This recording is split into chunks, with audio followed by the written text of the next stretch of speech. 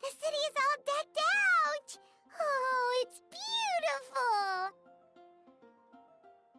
Festival season means no commissions, which means no Mora. But Catherine's always looking out for us, so we should still drop by and say hello.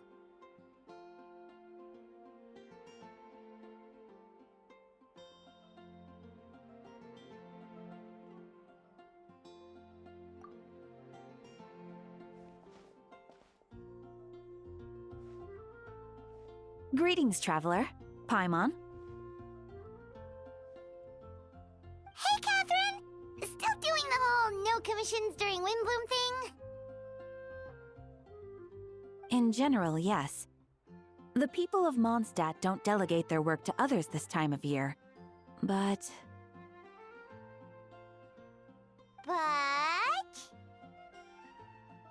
Feel free to take a look around. I think you'll pick up on something unusual. Take a look around, huh?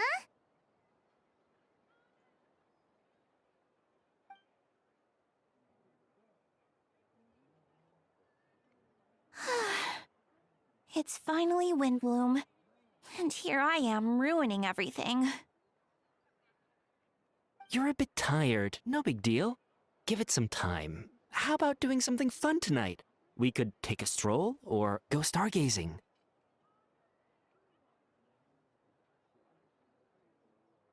Stargazing? Like we'll find a spot. You know people start reserving places on Starsnatch Cliff the moment the sun goes down.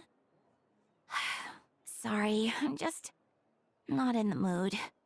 I should go. Whoa! Something's off with Beatrice. She would never give up a chance to talk to Quinn. This is weird.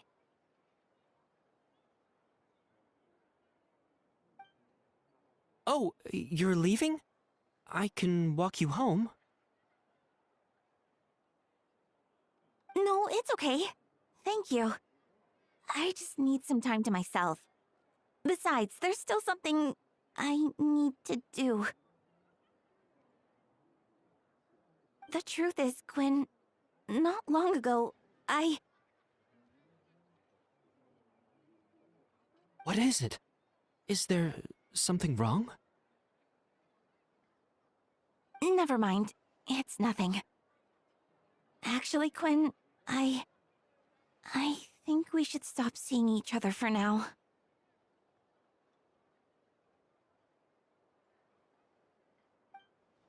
Huh? Wait, are you saying we can't be friends anymore? I thought we were best friends. Did you see that? Beatrice ran off without looking back. Oh, we go adventuring in other nations for a bit, and one of Mondstadt's best friendship stories is already over?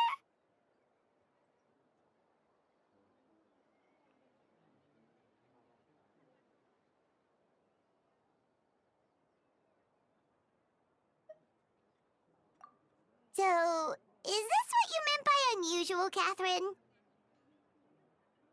This is just one example. Beatrice has been feeling down for days. But that's not all. Oh, it's the honorary knight in Paimon. Is something wrong? You don't look so good. I know a knight should be stronger than this, but I haven't been feeling right lately. I just can't focus.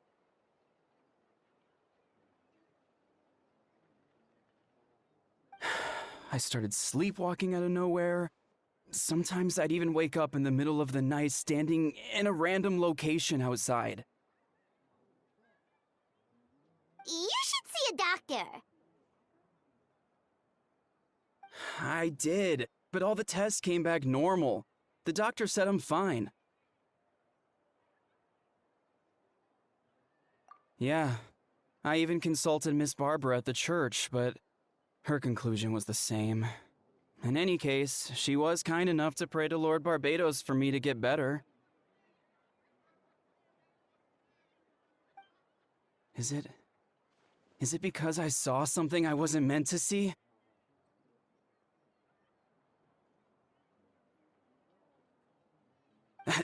sorry. This is for me to figure out. It is Windbloom after all.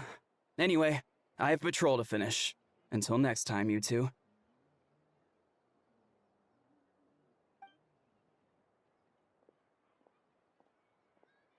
Huh.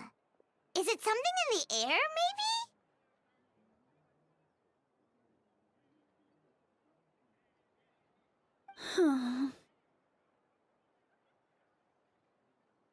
It appears Miss Donna is also out of sorts.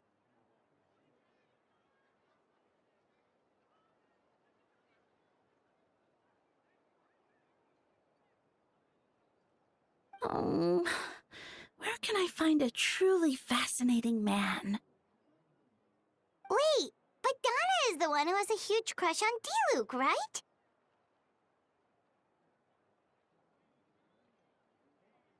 That's what I thought too. But she seems to have changed her mind.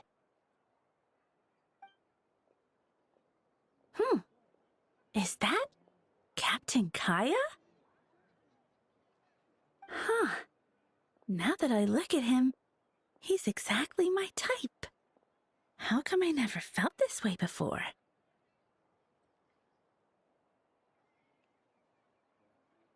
I'm flattered, Miss Donna.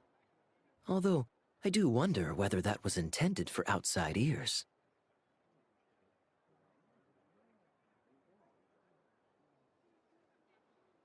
Oh, no. Of course not. I'm sorry, Captain. Just pretend I didn't say anything. And, have a happy Windbloom. I intend to, my dear.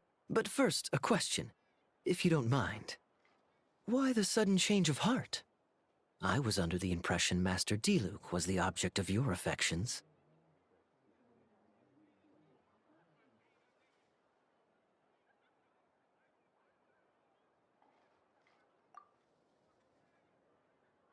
Good question, Kaya. So, you knew about that? Well, Master D-Luke came into the city not too long ago, but when I saw him, it was like the butterflies just weren't there anymore. If I had to compare it to something, it would be like waking up and realizing you're married to a man you don't love.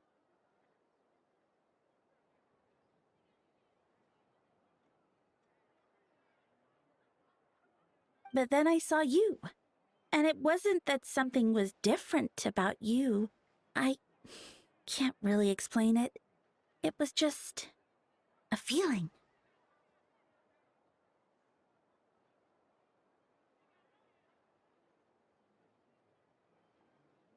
I understand. And I'm flattered I was able to bring back the butterflies. But I do need to see to some business, so I'll take my leave.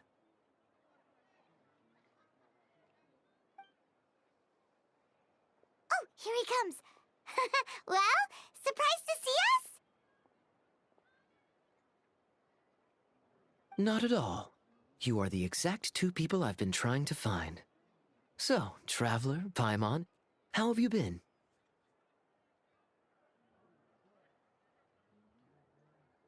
The answer to that requires a private conversation. Catherine, do you mind?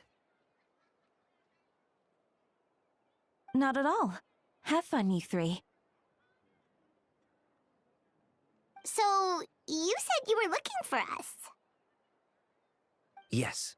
Jean sent me to find you when she heard you were back in Mondstadt. But let's discuss the finer details back at headquarters.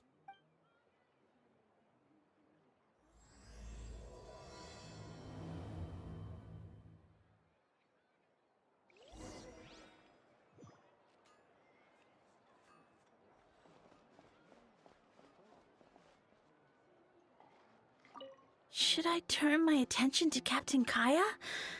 Oh, but it's not like Master D-Luke did anything wrong.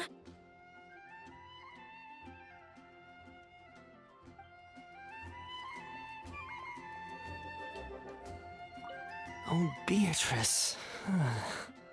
What's going on with her?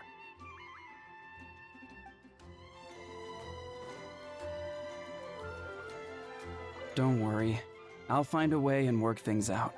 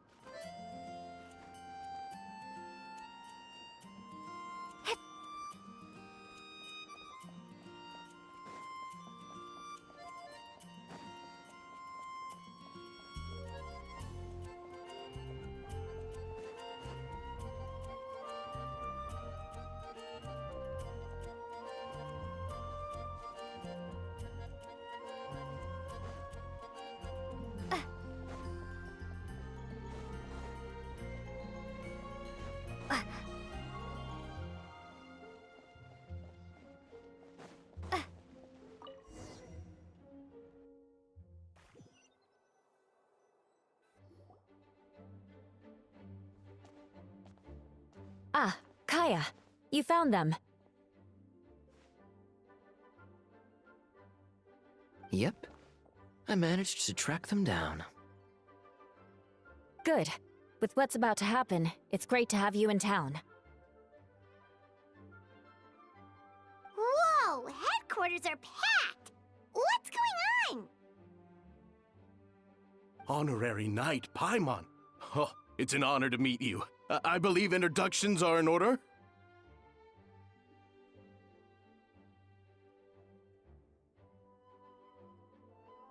Allow me. You have Note, captain of the 2nd Company, Skyron, captain of the 3rd Company, Eula, captain of the 4th Company, and me, of course, captain of the 9th Company.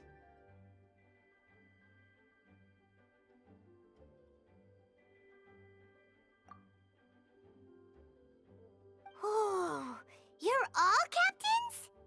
That's right. Master Jean is waiting for you inside. She'll explain everything.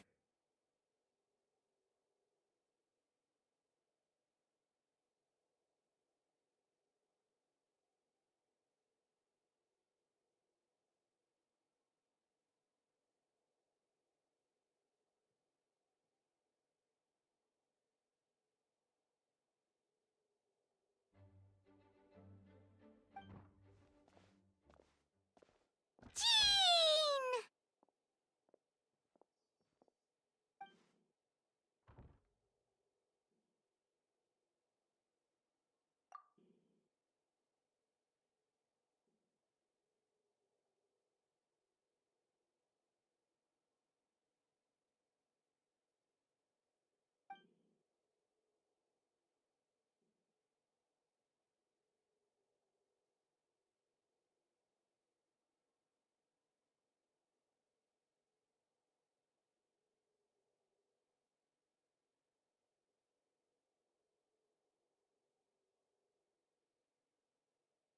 A trial? But this is Mondstadt, not Fontaine!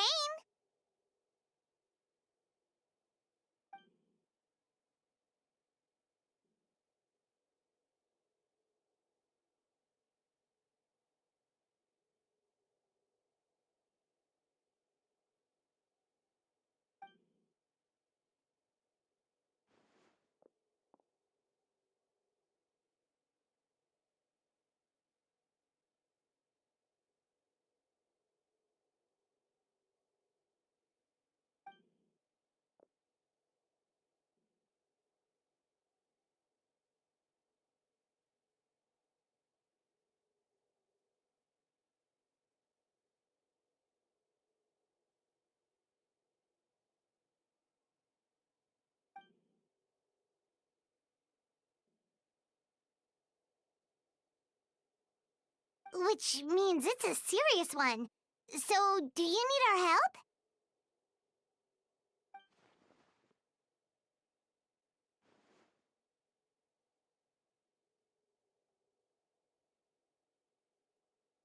Right! He's the captain of the investigation team, but we didn't see him out there.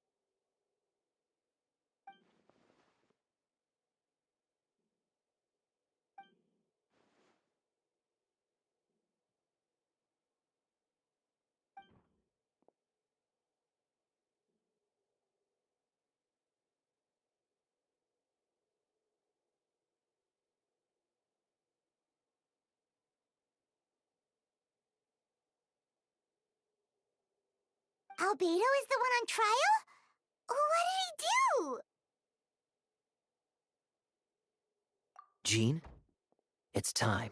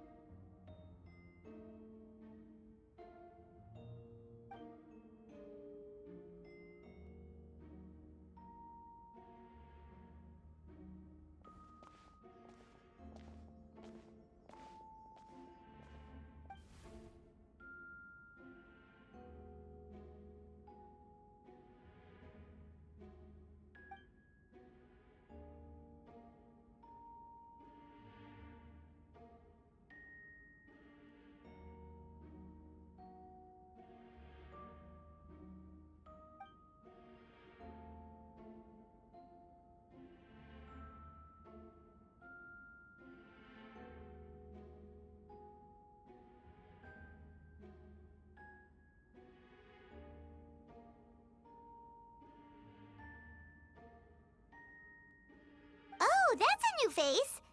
Deacon of the church. Does that mean he works with Barbara and Rosaria?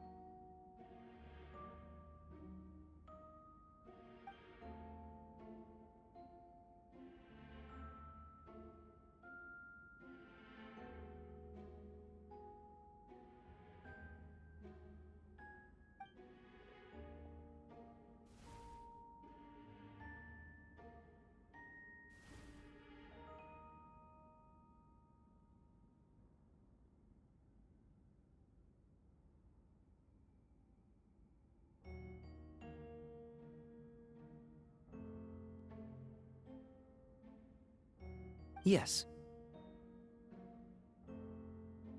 Ready to proceed.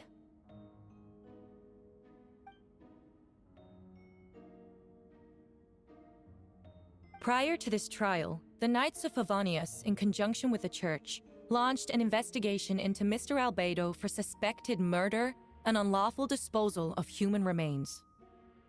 Murder?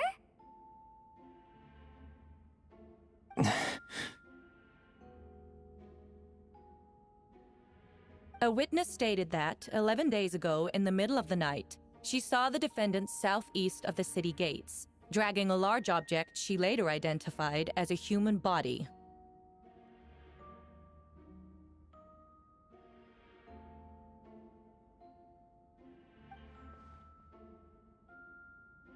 No.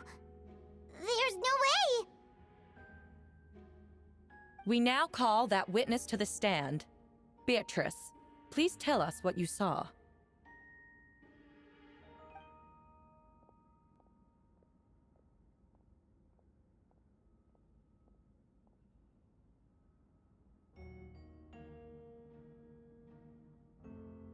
Well, I was out late that night on business. And when I came back, I saw someone in the moonlight that looked like Mr. Albedo. He was dragging a huge bag of some kind.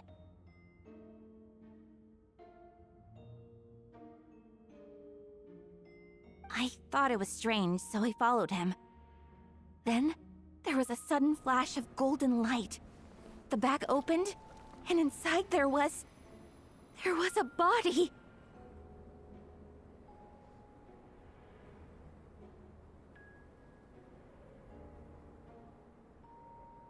Mr. Albedo's vision allows him to manipulate the ground with ease. So he buried it, and then removed any traces on the ground.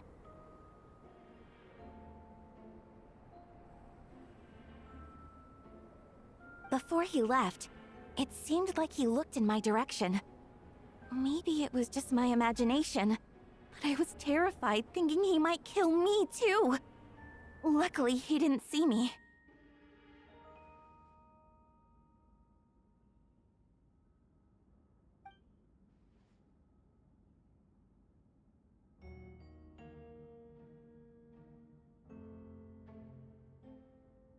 I was working in my office, on the second floor of the Knights of Favonius headquarters. That's right. The next day, the defendant submitted his latest environmental report on the Dragonspine region. Considering the length of the text, it must have taken a considerable amount of time to finish. Can anyone attest to the fact that the defendant was working in his office that night?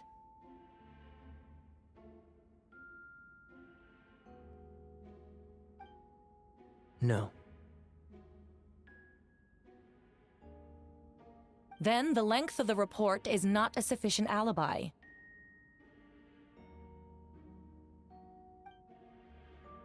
This isn't looking good.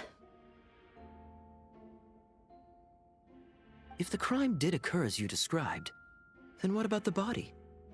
You mentioned the joint investigation. Well, was the body recovered? Not yet. In other words, you dug up the location Miss Beatrice described and found nothing. You don't find that suspicious?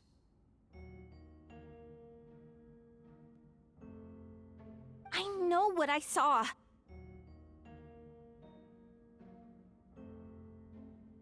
I'm telling the truth, Miss Hertha, I swear.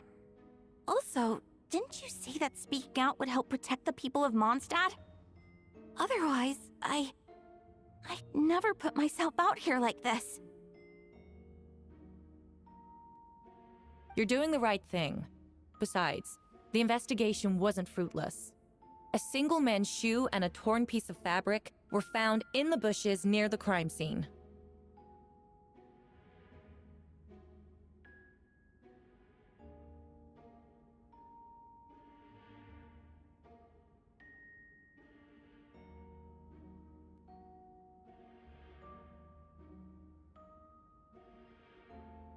The same location the witness described. If no crime occurred, then is all this just a coincidence? And yet, no victim has been identified, correct? It's true. No one has been reported missing. However, Miss Beatrice harbors no ill will toward the defendant. Her testimony clearly points to a crime, and she has no reason to lie.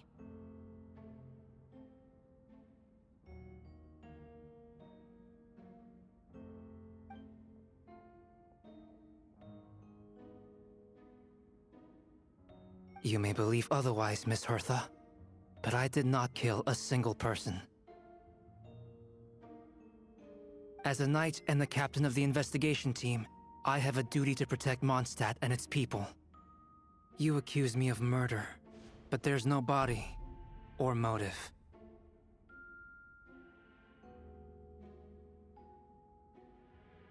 The defendant raises an important point. Motive. Yet, I must be frank, not all murders are premeditated. Spontaneous conflict can also have unforeseen consequences. Nevertheless, I don't intend to prosecute this case on circumstantial evidence alone, which brings me to the second charge against Mr. Albedo. Second charge?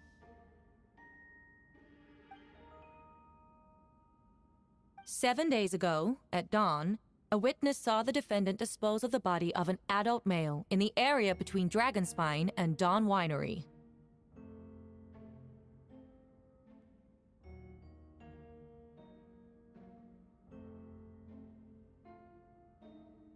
I now call the second witness to the stand. Wait, that's...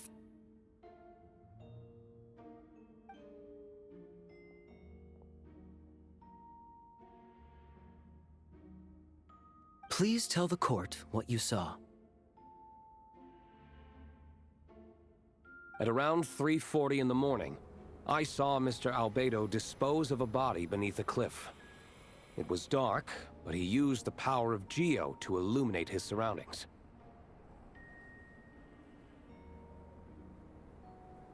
From what I could tell, it looked like the body of an adult male. Tall and thin, but I couldn't make out the age. He buried the body underneath the cliff and smoothed out the ground to remove any traces.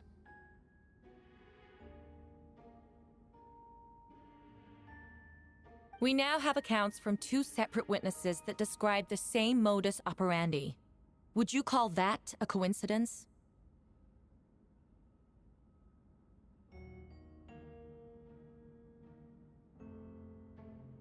I would only inquire as to what Mr. Diluc was doing in that area so early in the morning. Not the most opportune time for a stroll.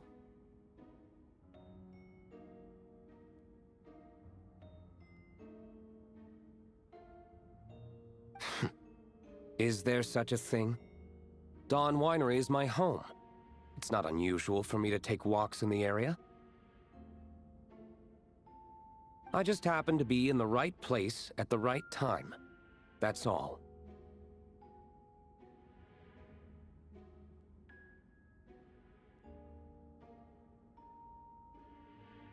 Master Diluc is a well-respected figure in Mondstadt. I see no reason for him to frame Mr. Albedo. Yet, the question remains, where are the bodies? Before you suggest a lack of evidence, Mr. Kaya, you should know. After the defendant left that morning, the witness found this where the body was buried.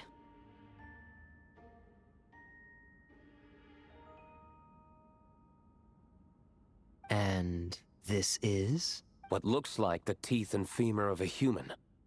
Now, it does beg the question. If the burial was fresh, why is this all that remains of the body? But I suppose Mr. Albedo is the only one who can answer that.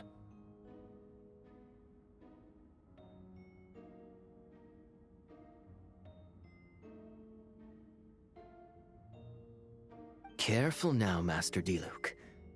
I do believe I hear a presumption of guilt in there somewhere.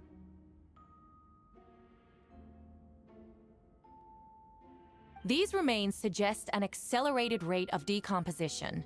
Considering the defendant's profession, there's reason to suspect that alchemy is at play here.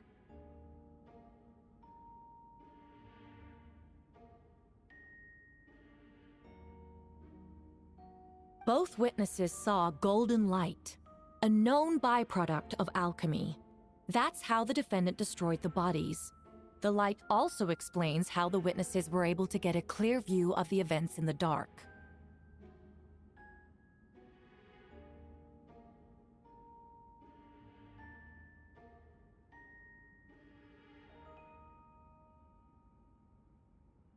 So, that's your angle. Alchemy.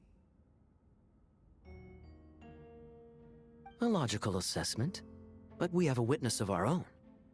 The afternoon before the alleged second murder, Mr. Albedo had a lengthy intellectual exchange with his student, Sucrose. The two were in the library until the next morning.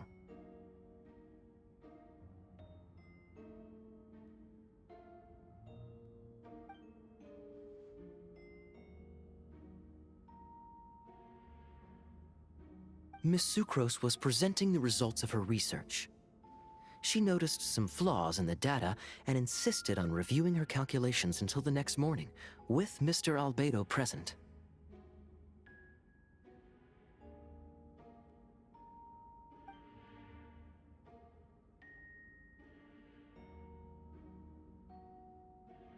You're certain Mr. Albedo was present the whole time?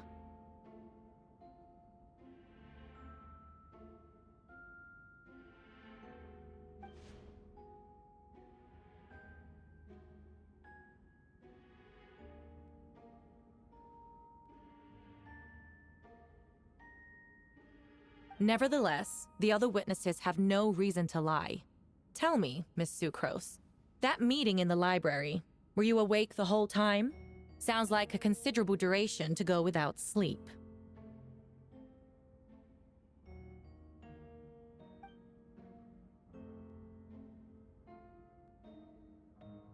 I do hope you can be truthful with us. It concerns the safety of countless Mondstadt citizens. A crime like this cannot go unpunished.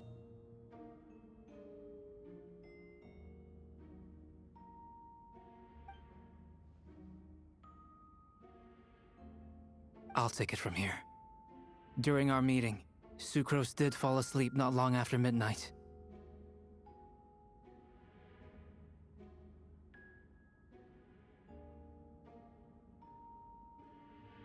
It's all right, Sucrose.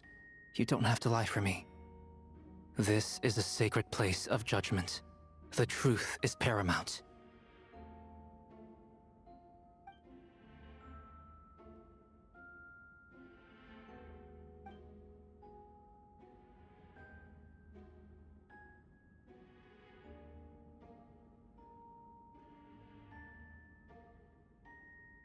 Yes, I know claiming innocence without proof isn't enough. But the prosecution's argument has its own holes. There's been no mention of a motive, or what exact method could reduce a human body to those remains.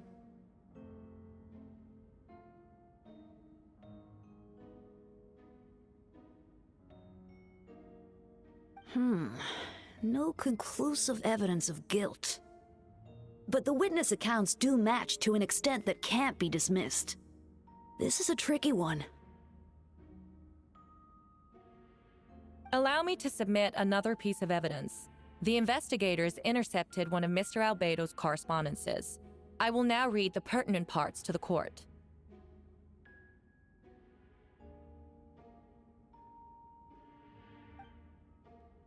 A correspondence.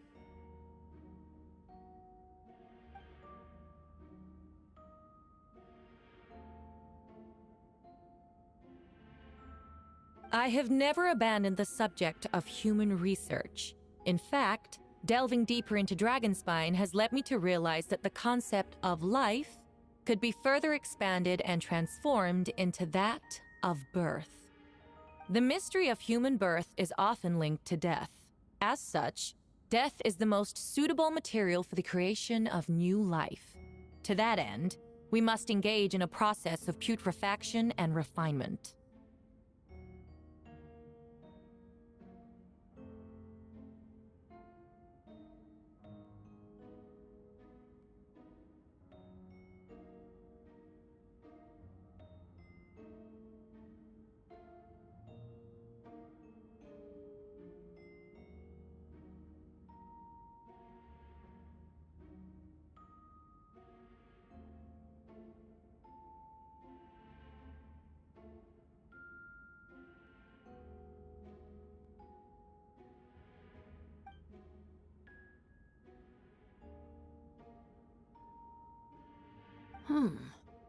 Is that in reference to an alchemical process? The letter continues. Experimental trials have been carried out in the northwestern part of Dragonspine, in the area southeast of Mondstadt's main gate. The data is as expected.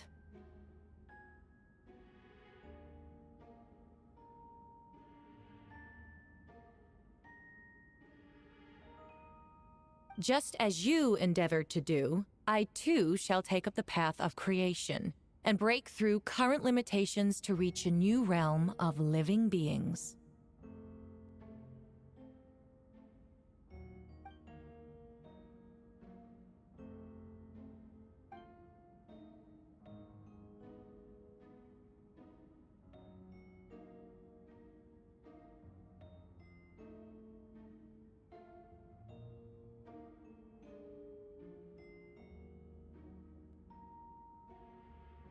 Correct. Not to mention, the locations indicated in the letter match both crime scenes. What more can we trust than the defendant's own words? No, it can't be true!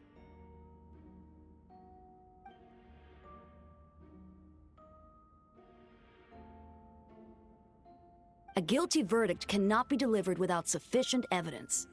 In order to protect all parties involved, that is what our principles demand. My original assessment was that we lacked said evidence.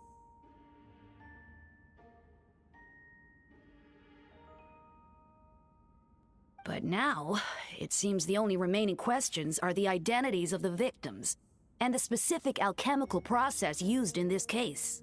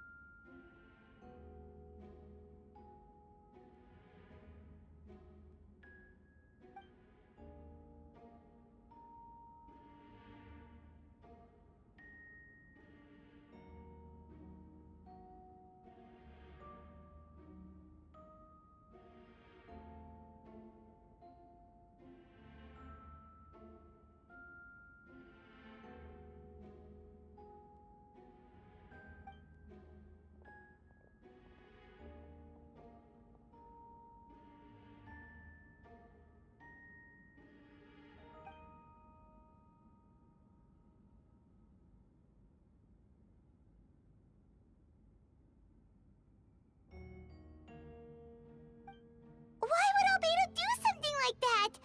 Oh, this has to be a nightmare!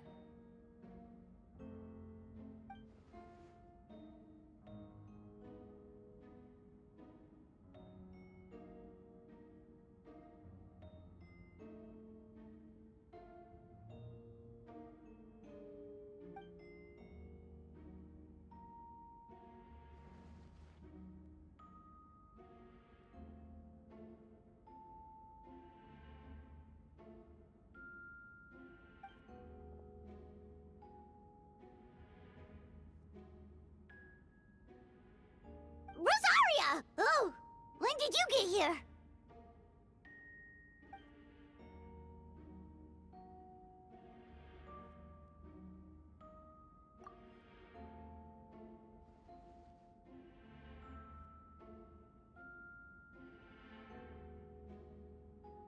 Who is he?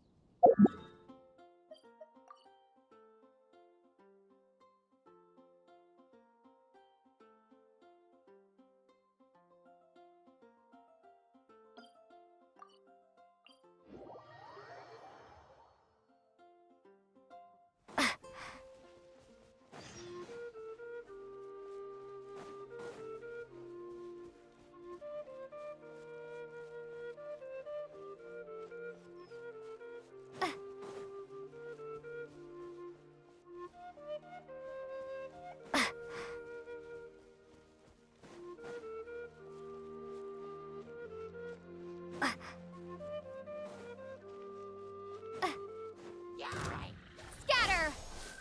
Spring forth! Rain outlines your fate. Mind the side effects.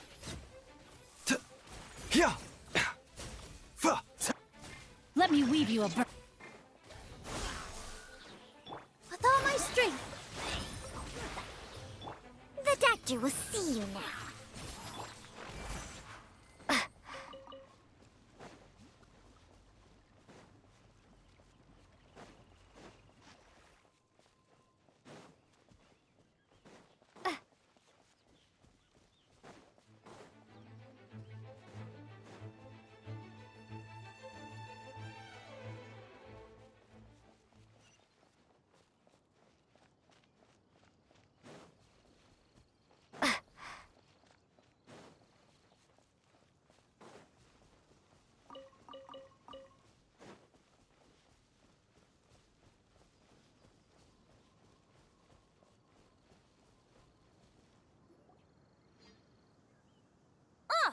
Traveler, Paimon!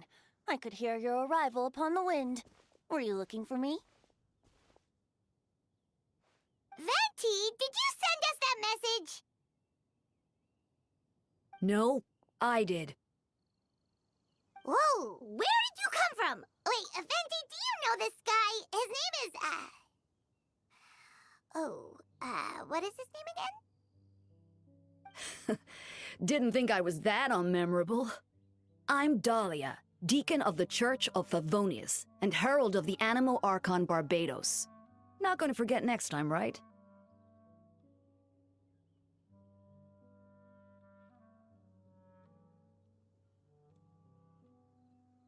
That's right. I noticed you during the trial. The legendary honorary knight.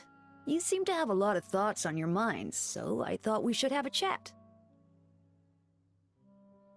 After all, I am the Herald of Barbados. If the people of Mondstadt are in danger, I should keep the Animo Archon in the loop.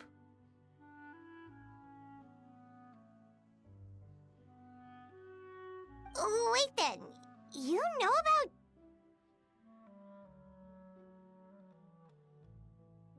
about... About what? The fact that my tavern-hopping nomad of a friend is Barbados himself?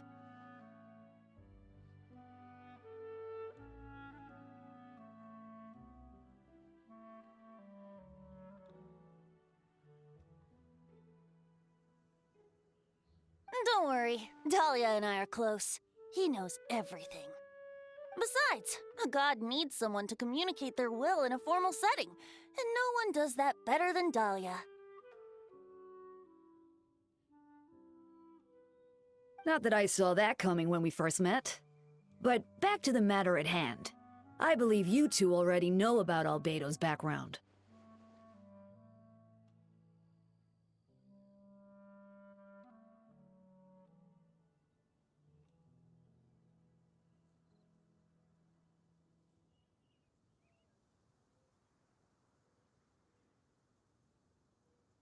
So, you know too, Venti? That's surprisingly Archon-like of you.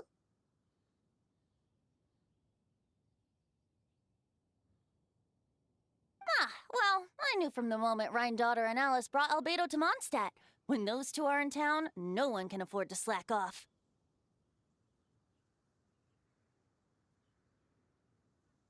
The Kryda Prince, a perfect specimen of synthetic life. At this stage of the case, there are countless questions surrounding Albedo's motive. His true identity is a potential weakness.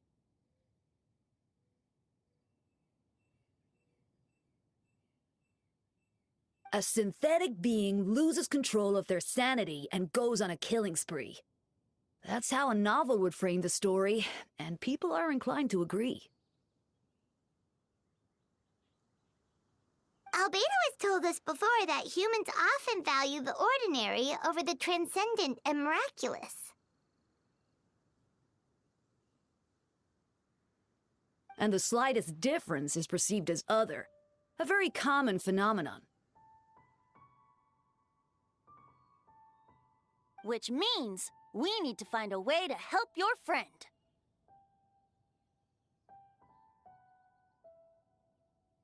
Me? Well, I know that Albedo is a synthetic being, and that a lot of strange things have been happening in Mondstadt, even though Windbloom should be about drinking and having fun. We noticed that too! The minute we got here, something was off.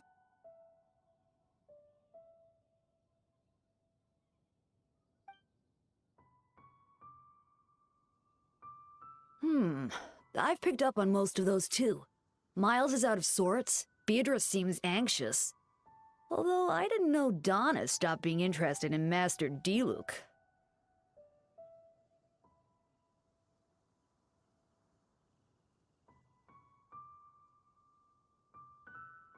When no love remains for the songs to tell, the world becomes naught but an empty shell. Cruel is said fate, cruel it may be, were it not for a hero who could set us all free.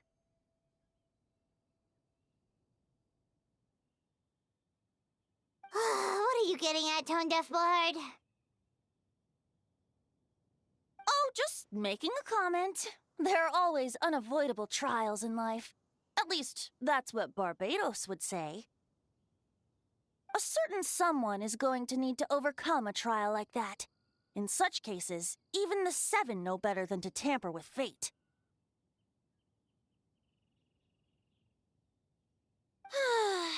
If only there was a brave soul willing to aid their friend in his time of need. Should he meet a terrible fate, all of Mondstadt could be worse for it.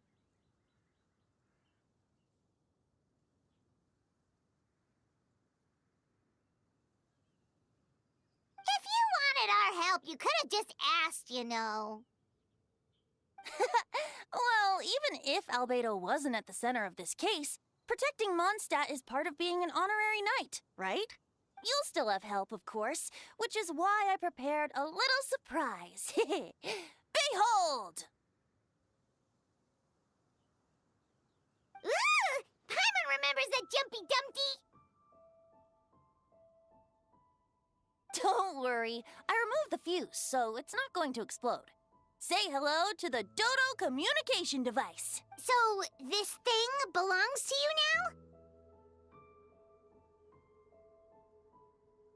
now? We're old pals. Don't think she'd care if I borrowed it for a few days. Anyway, this invention, with a little help from a trick of mine, will allow us to keep in touch. Just take it out and we can chat.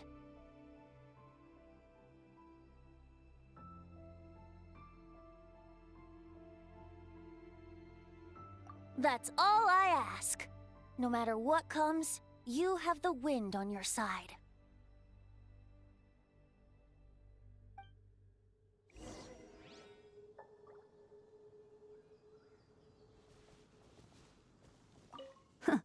I suppose we're old pals too at this point. Indeed. Your companionship is like a breeze that lingers in the air, warm and familiar. In all this time, I've never witnessed Lord Barbados approach anything in a serious manner. Perhaps this time, I'm in for something Barbados? Serious? Ah, you give him too much credit. Hardly. It's not blind faith, you know. I've always had unwavering belief in the animal Archon. Is that so? I wonder what Barbados thinks about that. You should pray to him and find out. Good idea. I'll tell him I still haven't deciphered his drunken musings from our 3 trips to the tavern last month. His wisdom is sure to reveal itself in time.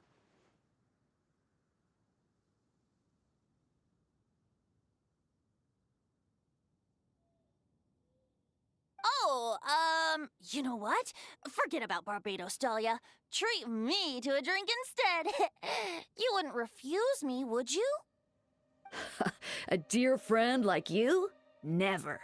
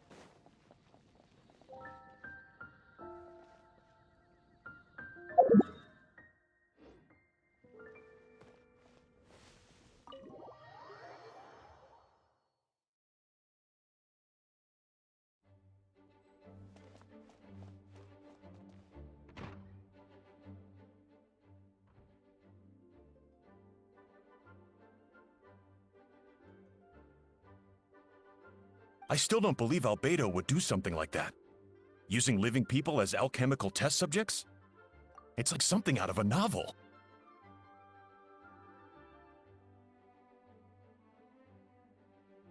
Perhaps it's best for me to remain impartial, but I've worked with Albedo before. He's an alchemist, not a sadist.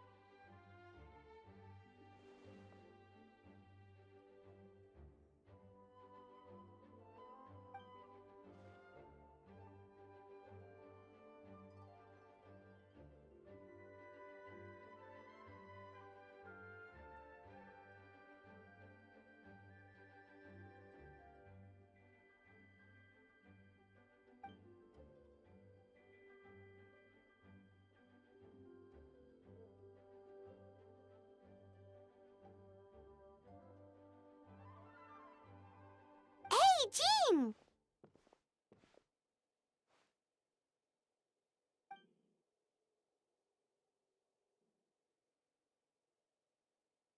Like Jean said, after the verdict, we have time to submit an appeal. And I will do my utmost to convince Albedo to accept.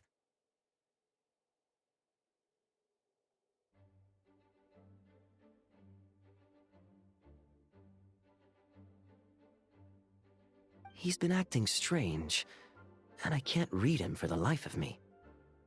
But I need you two to start investigating the case.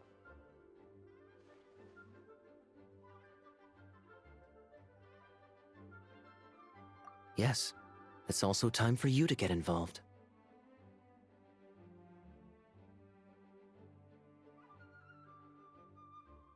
No, we'd like you to launch an investigation of your own. I'll continue working on his defense in the meantime. If you find anything that might help his case, just let me know.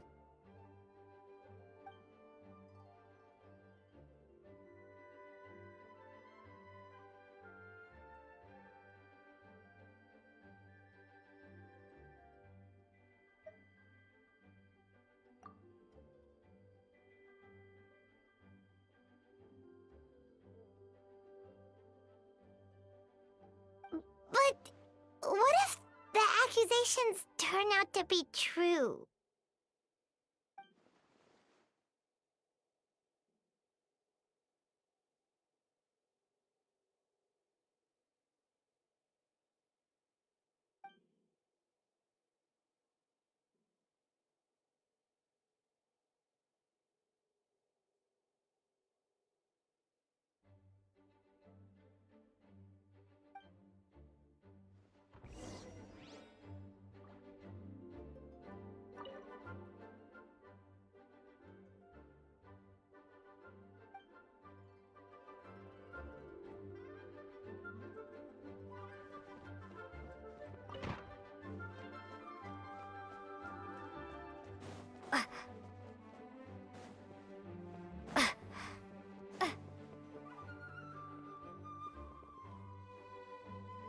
Wait, Captain Kaya! Surely I can't just... These two are here on Jean's orders. She asked them to investigate Albedo's office. Oh, in that case, head on in.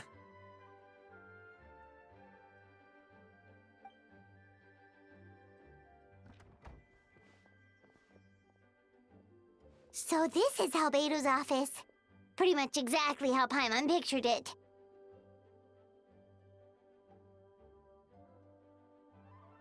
All right. I have some work of my own, so I'll leave you to it.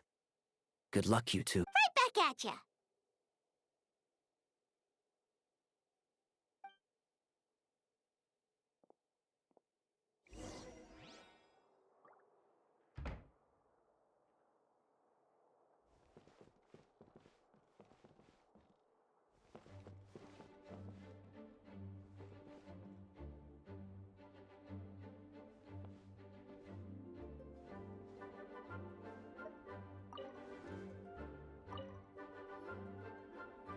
Alright, let's see what we can find.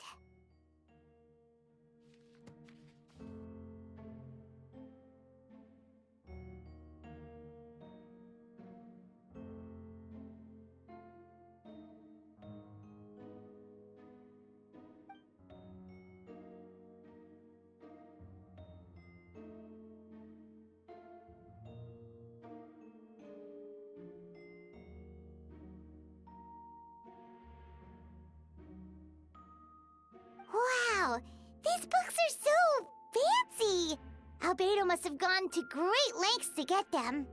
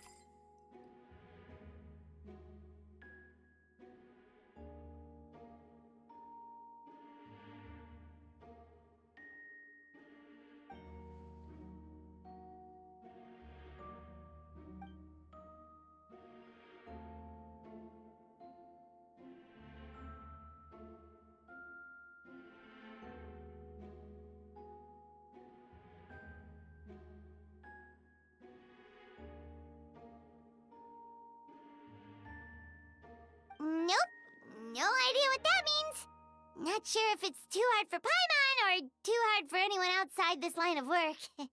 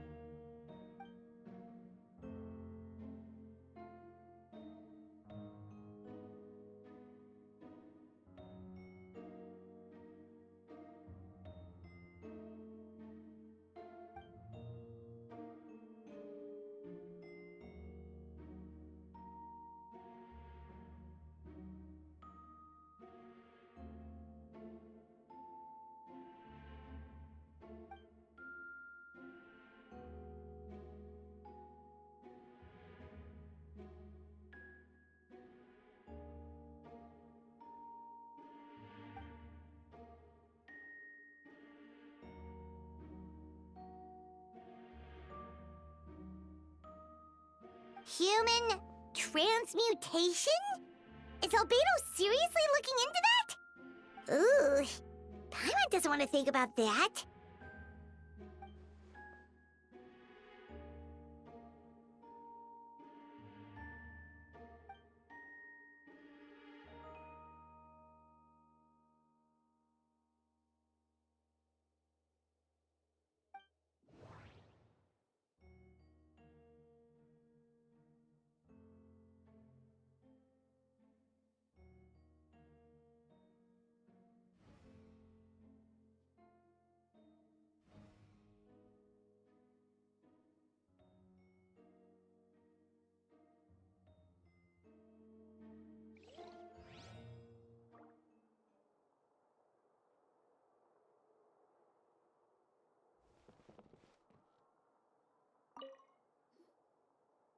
Alright, let's see what we can find.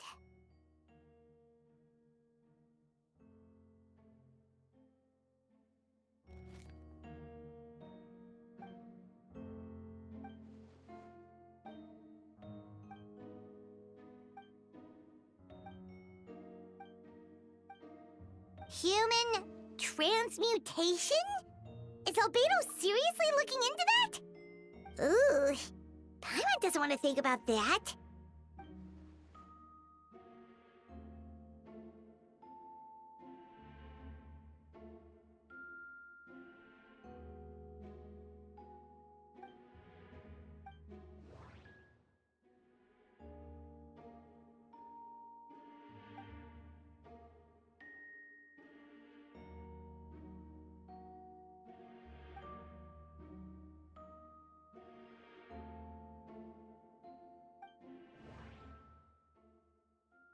Wait, it looks like there's a hidden compartment under the desk.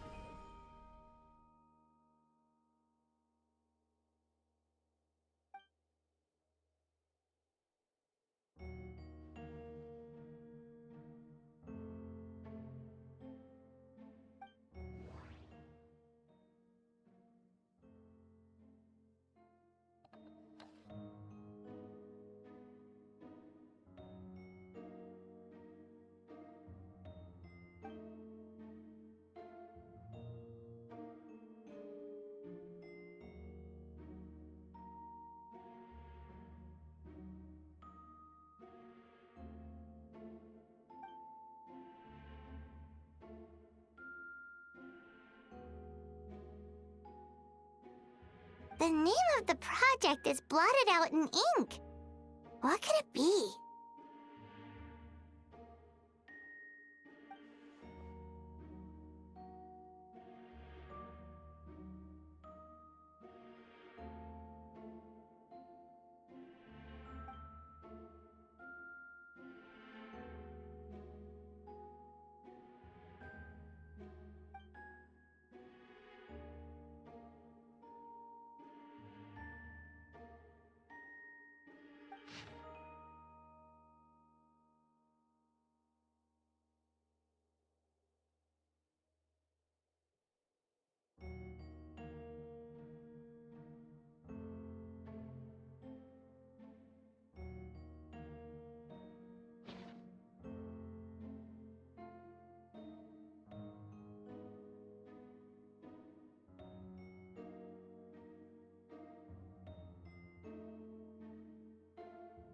Huh.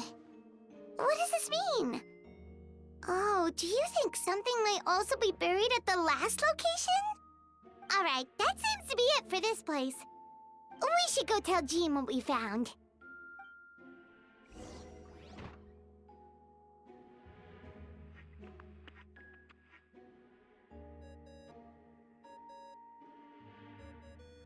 Oh, Vent is calling! Let's answer! How's the investigation going? Find anything? Oh, we found stuff all right. Stuff that only makes Albedo look even more suspicious. I see. So, Albedo's researching something that doesn't help his case, huh?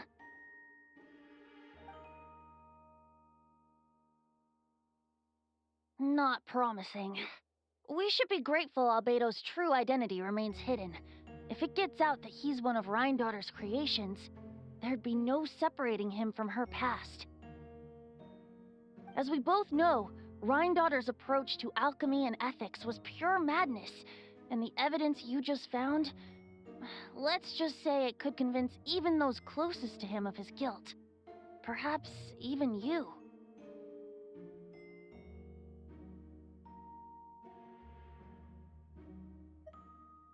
Then it comes down to trust. Do you trust Albedo?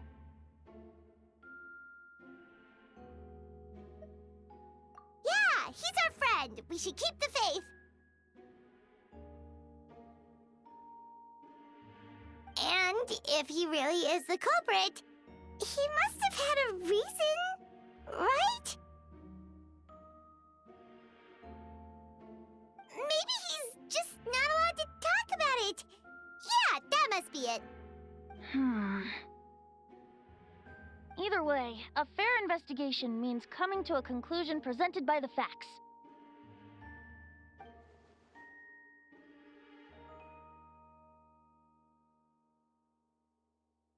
Remaining objective has its own value. Remember, none of this is your fault. Just report back with an honest assessment of the facts. Yeah. Well, let's go find Jean and tell her what we learned. Wait, that's Miles. What's he doing here? Oh, sorry. I heard voices and wasn't sure if I should check who was inside. It's okay. We're here on Jean's orders. Ah, I see. I'll, leave you to it then. Hold on. You didn't hear what we were saying, did you? Oh, not really. Nothing that made sense anyway. Well, do us a favor and just forget anything you might have heard, okay? Oh, sure. You got it.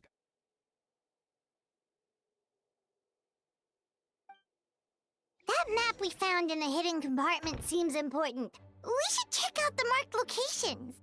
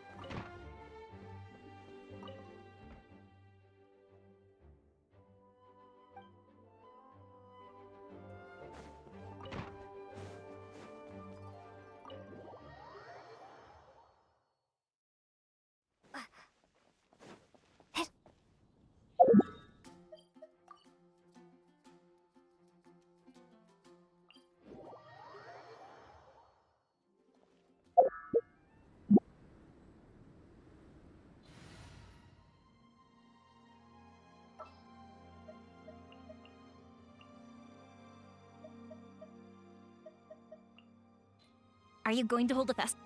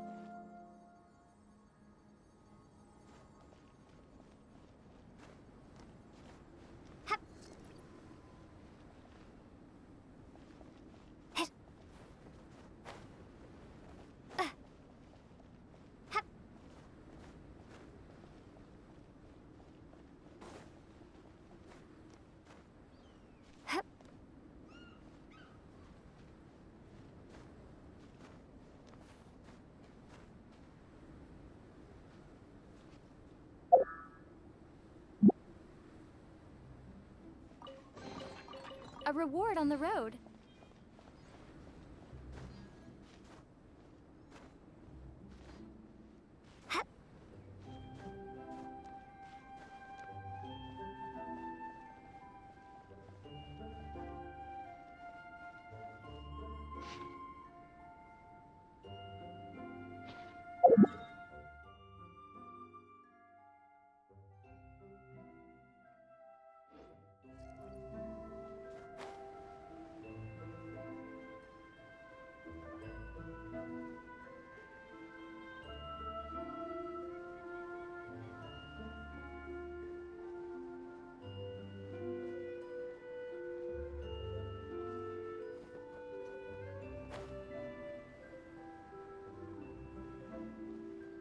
We should be getting close.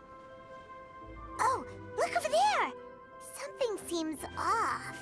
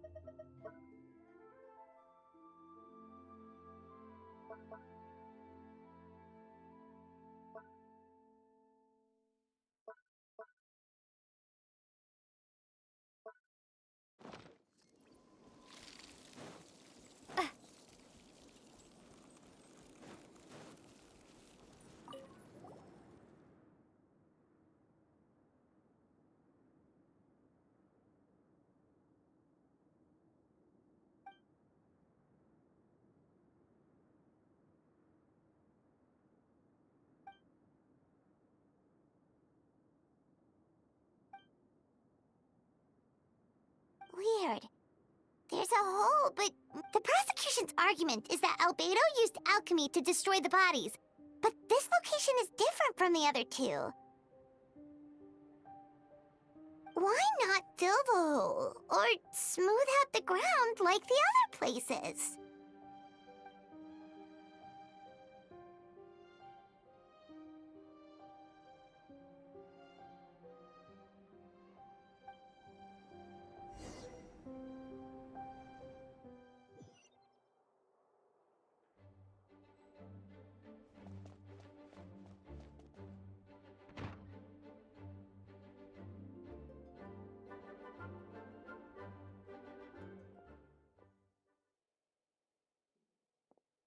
Yeah, but none of it helps Albedo's case.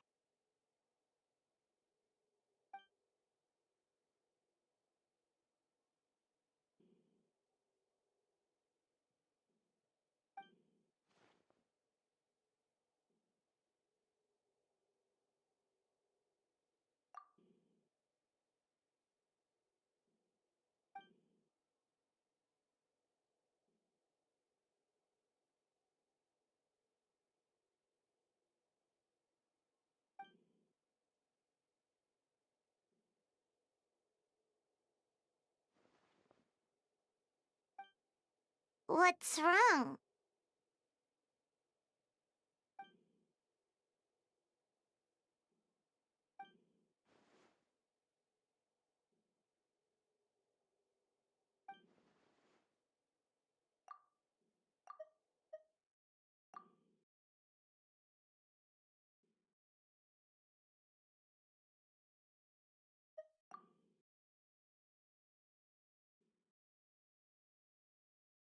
Yeah, not when the charges are so serious. Hmm.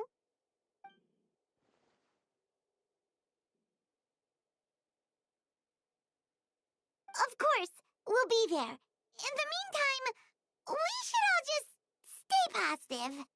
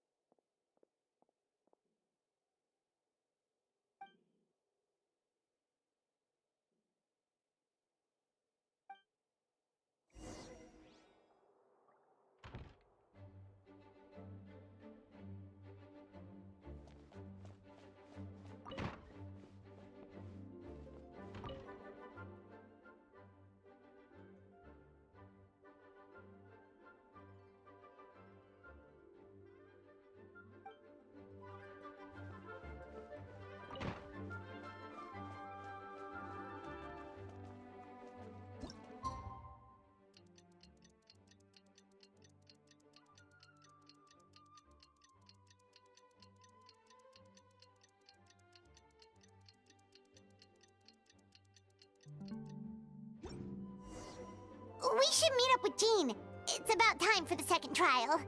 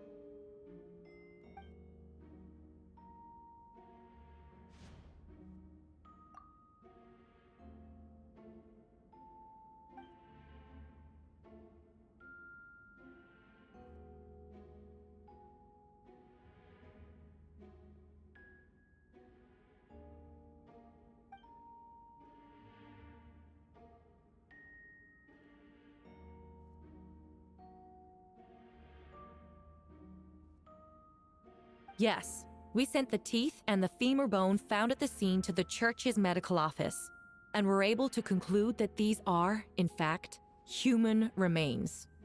In addition, the investigators were able to identify several Mondstadt citizens who appear to have been missing for quite some time. Forensic analysis of the remains allowed us to pinpoint the age and gender of the deceased. Interestingly, one of the missing individuals matches that profile to a T. The medical office couldn't spare the personnel, so Miss Rosaria is here to present the results to the court.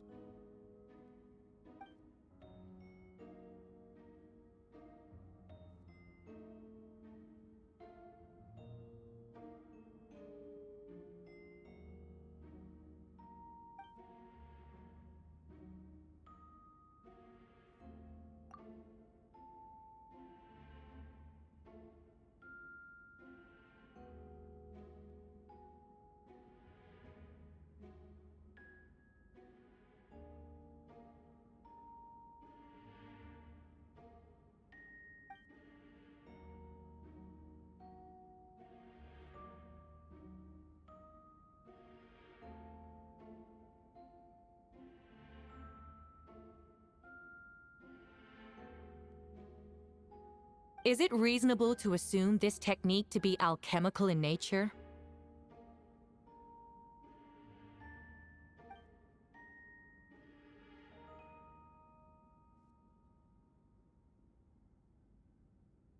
Thank you for your testimony. The identity of one of the victims is now confirmed. But what about the defendant's motive? Considering what he wrote in the letter, we can deduce that the defendant needed subjects for an alchemy experiment. Who better than individuals whose disappearance would go unnoticed? In other words, he sacrificed the good people of Mondstadt for his own gain. A truly vile... In addition, another witness has agreed to testify. Miss Donna, if you would. Not good. Wait, Donna from the flower shop? I'm sorry it took so long for me to come forward. But the night Master Diluc saw Mr. Albedo, I was there too.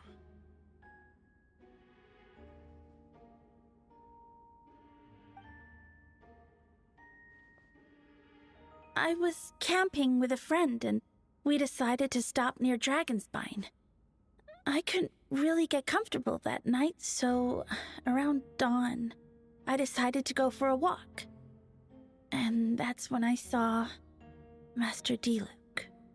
I thought it might be nice to, chat.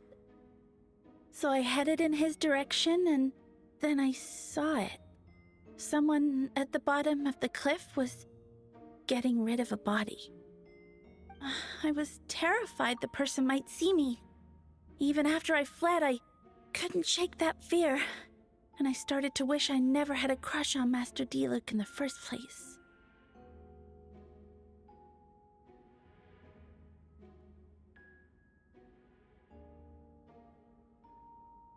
If I hadn't wanted to talk to him, I would never have been in that situation.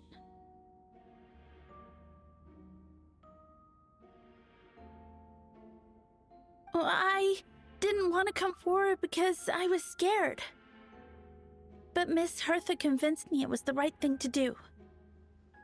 I'm sorry it took me so long. I see. Just stepping forward was brave enough, Miss Donna.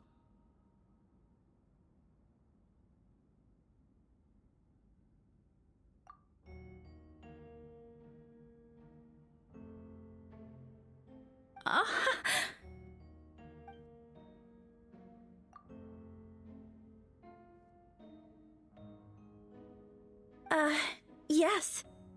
Thank you. The two witnesses corroborate the same sequence of events.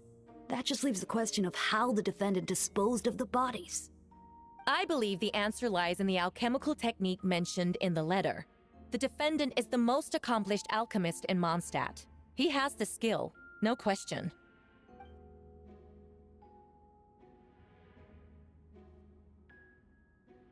Wait, does she mean...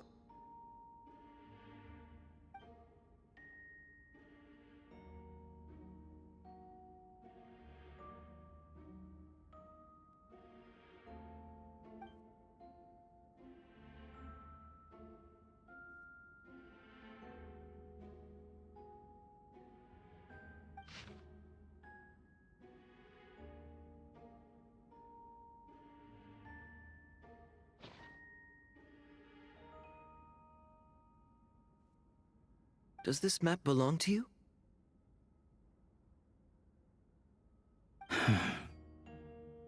Yes.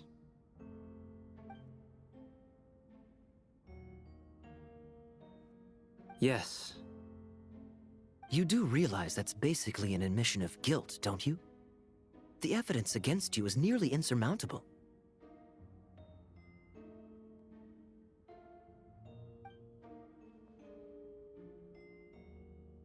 Since you uncovered that compartment, I might as well expound on the matter. We have witnesses and physical evidence. What could you possibly say in your defense? What I always have. I never killed a single person. Ugh, you have some nerve. Saying that when the evidence is stacked against you? Miss Hertha, you've presented a meticulous and convincing case. I'll give you that. But I will not admit to something I didn't do. So, what? You're just going to bombard the court with excuses? That's a rather dismissive way to refer to an innocent man speaking in his own defense. Besides, I'm not making excuses. I'm exercising patience. That won't make the charges against you disappear, Mr. Albedo. Perhaps not, but patience comes with its own reward. It's easy for things to remain buried in snow, until someone comes along and brushes it away.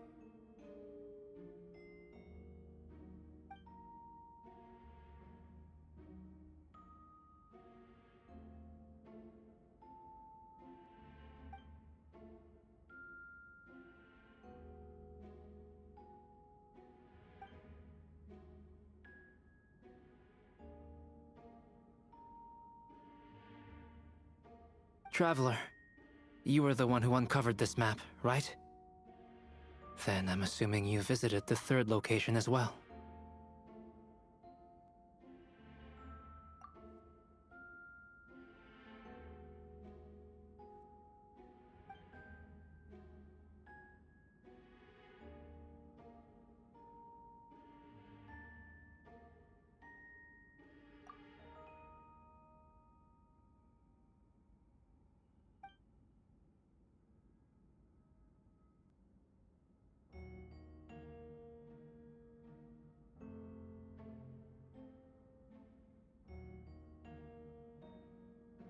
Then, there must also have been a body.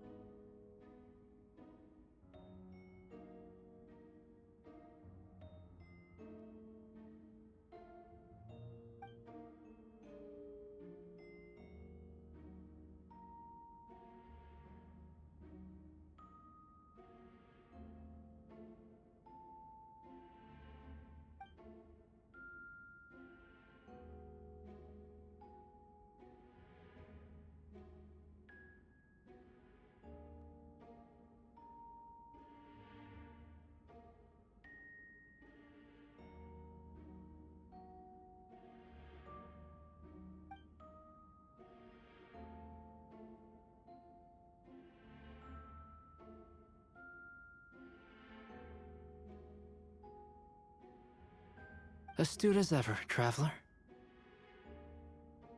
Questions there may be, but allow me to point out, there is no evidence to suggest that anyone besides the defendant knew about the third location, and the map was found in his notes. That fact alone makes him the most plausible suspect, unless Mr. Albedo suddenly plans to deny that the map belongs to him.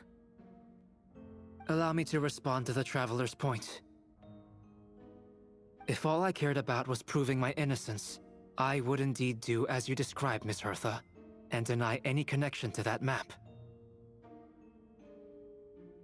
But that is not what I intend to do. The map does belong to me, and I did hide things at those 3 locations. What? There were indeed bodies at each location, and I did kill and bury someone on Dragonspine. Ha! So you admit it. Let the record reflect that the defendant has confessed to his crimes. You're mistaken, Miss Hertha. The story doesn't end there.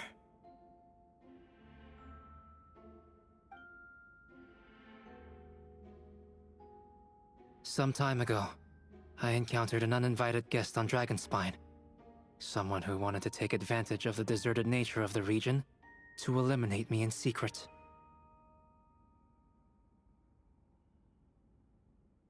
His desire to kill me led to an altercation where I killed him instead and buried the body on the mountain, the 3rd location marked on the map. Actually, the traveler Amber, Bennett, and I were with Albedo that day.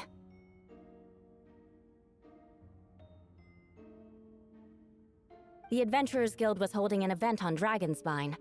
After it ended, we all left the area. If the person Albedo is referring to is different from the one we encountered on the mountain, then the altercation must have occurred after we left. This only proves that the defendant is guilty on all counts. Those innocent people, their blood is on your head. No, you're wrong. You deny it? After admitting to murder for the whole court to hear?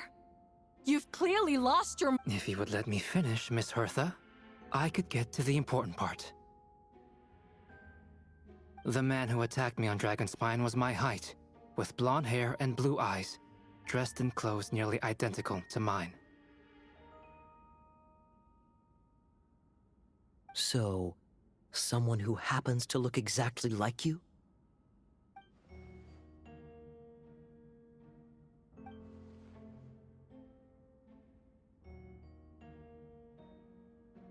It's one thing to look similar, but for the clothes to be the same?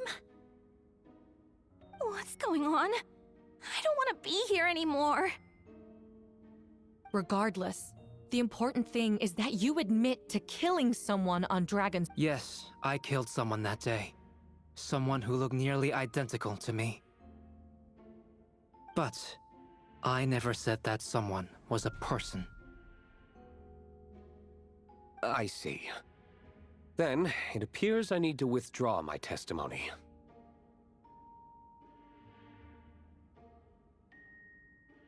What? Everyone! I brought her! Wait, you— The person who just came in, isn't that Hertha?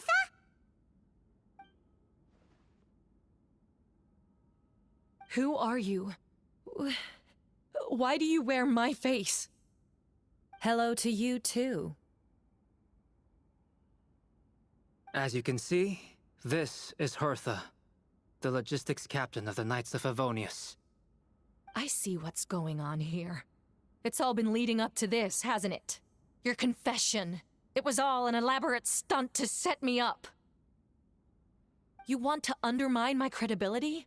Fine. It doesn't eliminate the mountain of evidence stacked against you. All I want is justice for the people of Mondstadt.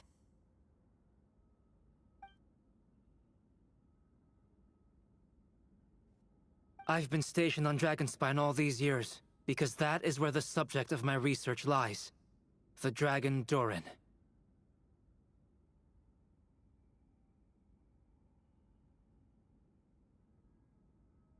Several hundred years ago, the Dragon of the East, Dvalin, defeated Durin in battle, and with help from Barbados, sealed his remains on Dragonspine. Durin was created through alchemy, one of the finest specimens of artificial life. As such, death was not a true end for him. His heart still beats and grows more revitalized by the day. My imposter on Dragonspine was a failed specimen abandoned in Durin's stomach. An unsuccessful iteration of the Homunculus project. Homunculus? Are you trying to insinuate that I'm some kind of homunculus? Because it looks to me like the artificial one is standing right there. Some kind of imposter you dragged in from Dragonspine. So this is what I look like when I fly off the handle. You know, they say imitation is the best form of flattery, but your impersonation has overstayed its welcome.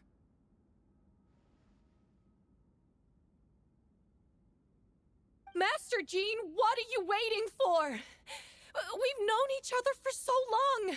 You recognize the real me, don't you?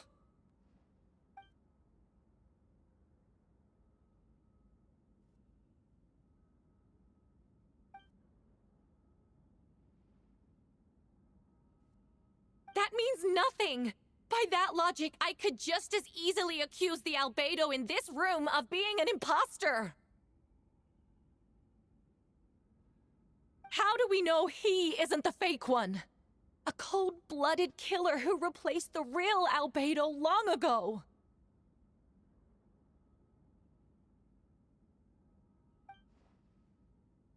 Then, how about something only the real Hertha would know? The longest scar on my body. The knights who fought alongside me that day should remember where it is.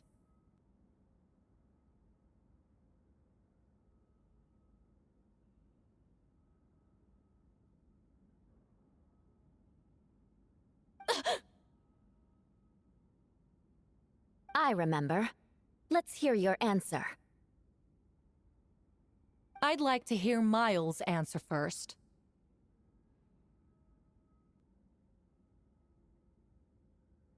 Huh?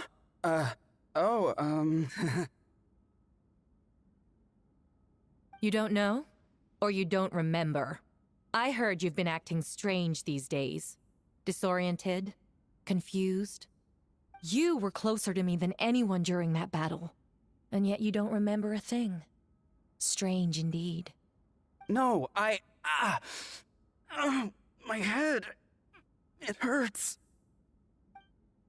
The scar is right here.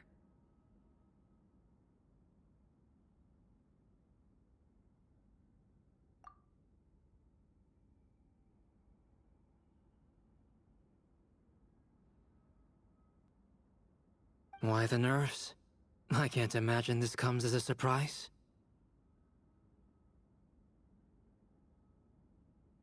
Unless your informant in the Knights of Favonius failed to mention the scar on Hertha's left arm. Albedo has done a lot of research into beings like you. If you deny it, then show us your arm.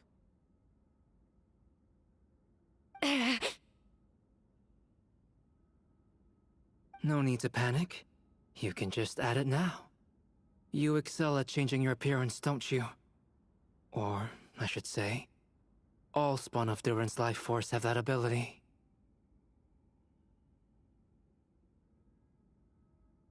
A powerful life force, an appearance you can change at will.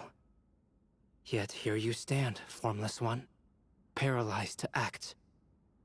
Because you're worried using that power could affect your accomplices.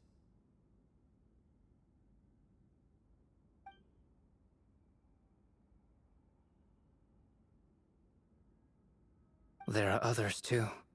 Most of the beings under the influence of Durin's life force have gathered here. And yet, their presence is what impedes her from taking action. Once you attempt to transform, all who surround you will be affected by your power. You can't control it, because in this network of living beings, you serve as the core.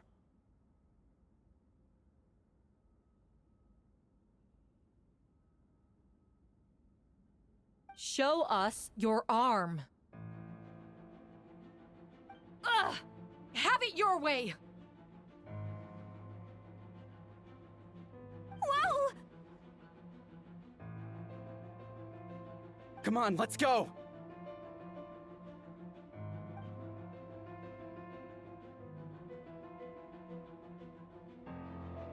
Hey! They're shielding the imposter!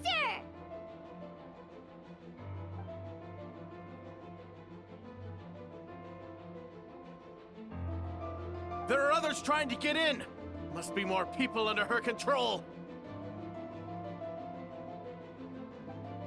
Time to get moving, everyone. Whoa! She just leaped across the room! After her! It's time.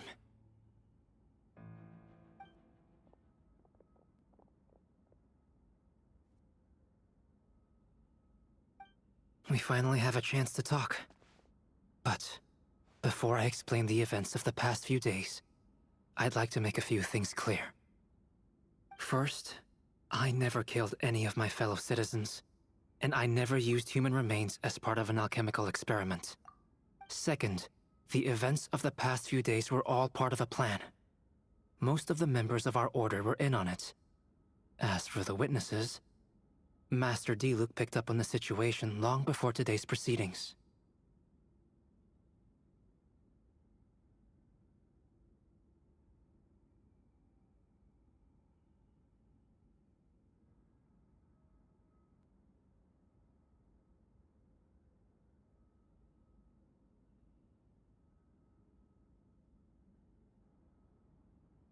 Indeed.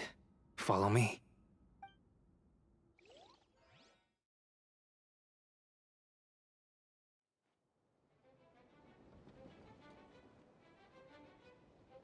What? How are there monsters in the city? They are all monsters from Dragonspine. An attack is imminent, but fear not. We've been preparing for this. We've been monitoring the resurgence of Durin's life force. Its festering nature agitated these monsters. We knew it was only a matter of time before they advanced on Mondstadt. And so, we made preparations for an inevitable battle. I was hoping you two could join me and provide assistance in the battle to come. Of course! Where's our first stop? The top of the city wall.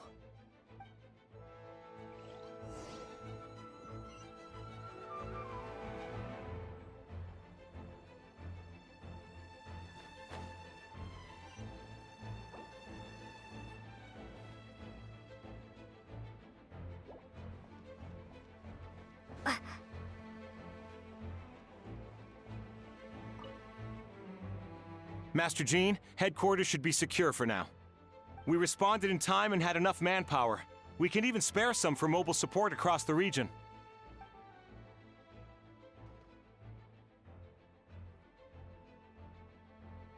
Oh, and my divination revealed there are also regular people under the influence of some strange power.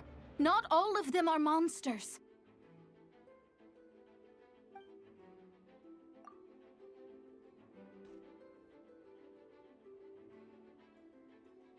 Understood.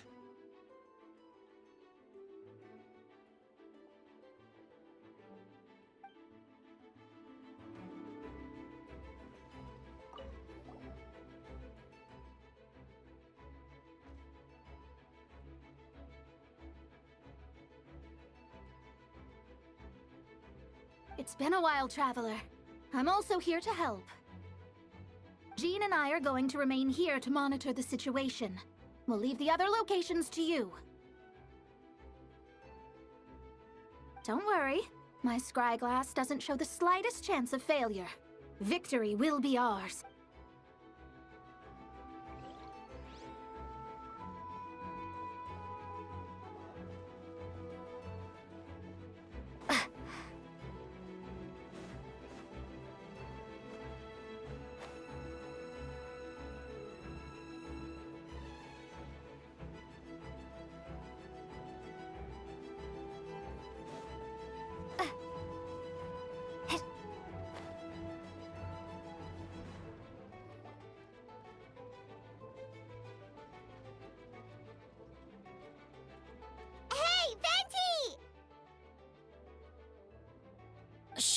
someone's coming.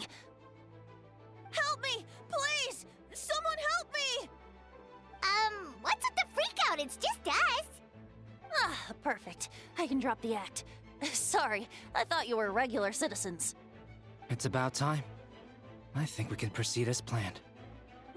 I agree. Although, it's been a while since I dealt with something this big. Oh, it's gonna be pretty exhausting. Don't worry. I'll treat you to a drink for your trouble. Haha! Just what I wanted to hear. So, these two know the other's identity then? Monsters started surging in from Dragonspine during the trial. They soon became agitated, likely in response to the core coming under pressure.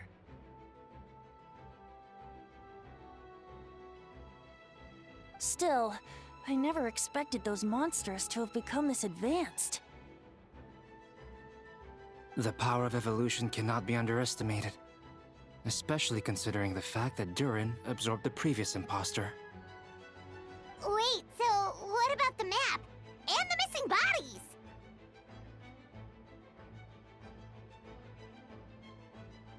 What the witnesses saw was true. I did hide those bodies. As I monitored the situation on Dragonspine, I noticed that many who ventured there came back. Some were under the influence of Durin's power, but the less fortunate ones had already been devoured by monsters, who then assumed their appearance to infiltrate the city. Most of those who were replaced had no close relatives, so when their behavior changed, there was no one to notice. The monsters used their disguise to get close to people. I eliminated 2 who attempted to attack. What about the remains D-Luke found? Did they belong to one of the victims? Yes. The monsters slowly digested their victims. Sometimes, they even left behind body parts to aid the transformation. All that remained of the first victim was a few strands of hair, and the second, some teeth and bone. The only bodies Albedo destroyed were the monster's mimic forms. Then he buried whatever remained of the victims to put them to rest.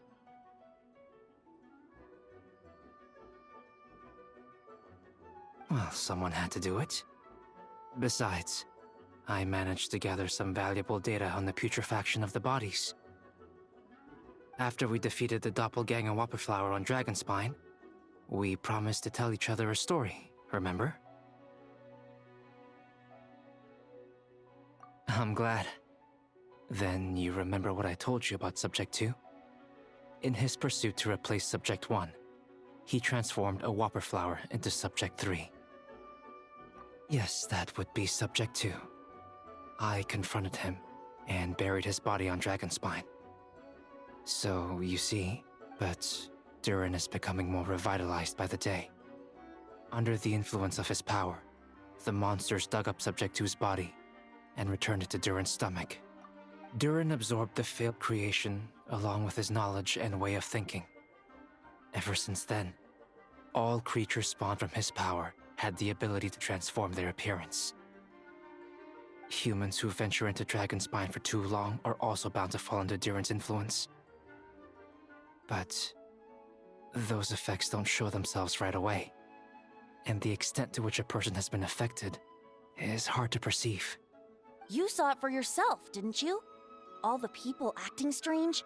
Those are the same people who just tried to break into the Knights of Favonius headquarters. Durin's power remained dormant within them until, finally, it surged to the surface and seized control. That was also our goal.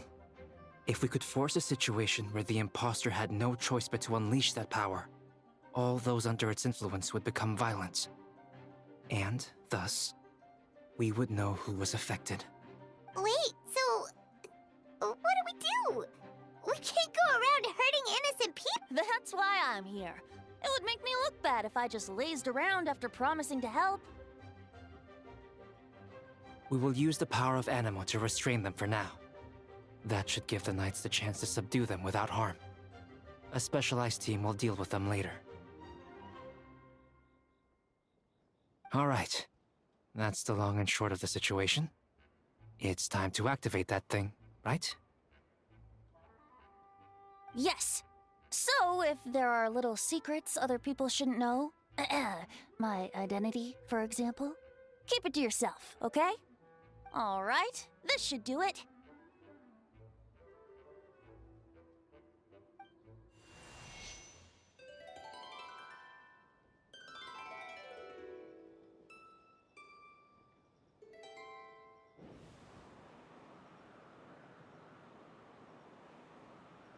Wind currents? Paimon's never seen this many! There should not be currents across the whole city. Everyone, can you hear me?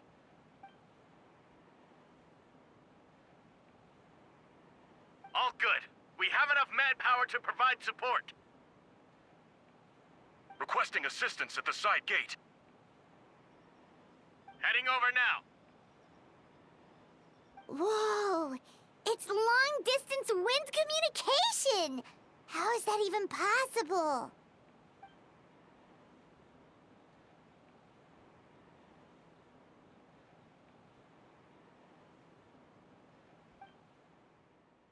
Actually, if you face away from the current and whisper like this, no one can hear you.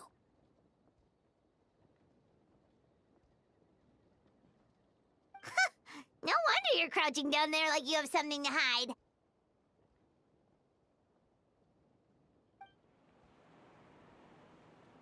You didn't have to broadcast that. Huh? That voice. Venti? Is that you? Oops. Oh, you know, just a wandering bard calling for help.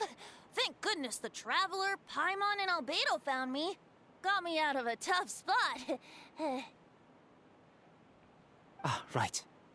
Now that you're okay, we should check on the status of the other areas.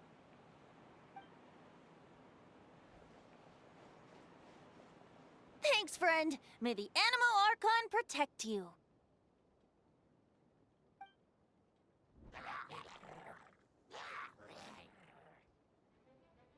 I've got things covered here.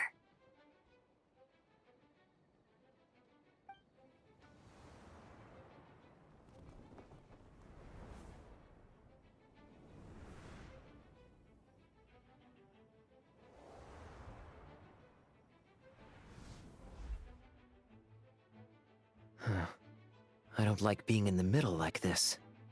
Especially on a bridge. Oh, look who it is. Get back! Phew. That was a close one. I suppose thanks are in order, Master Diluc. I appreciate the help. No need. I didn't intervene to save you. It was for my own convenience.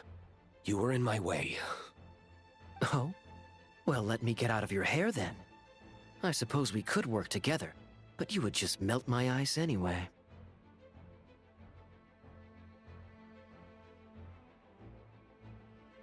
Suit yourself. All right, tell me. When did you notice something was off? The first trial. Ah, because of the fake Hertha?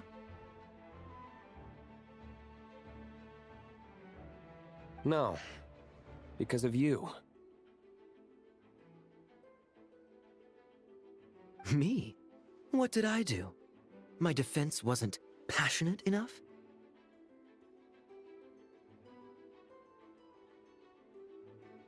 No. You weren't nervous enough. Tell me then, Master Diluc, when do you think I actually get nervous?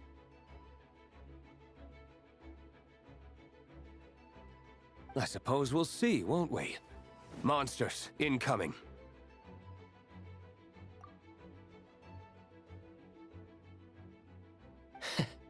On second thought, best not to think about it.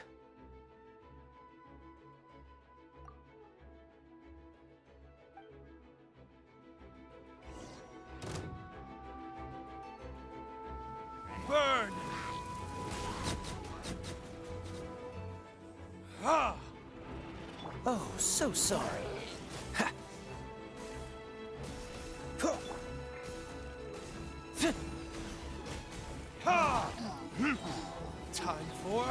Retribution! Ha! This moment will be frozen in time. Freeze! Ha! Your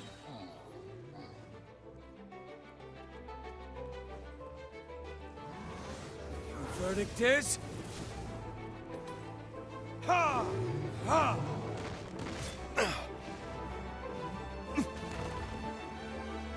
Oh, so sorry.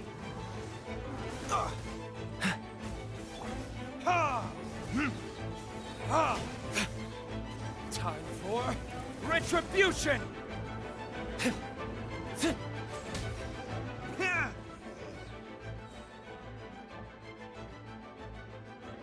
over there! Dilu, Kaya! If you had time to make it out here, I'm guessing the other areas are secure. What? We can't be here because we care?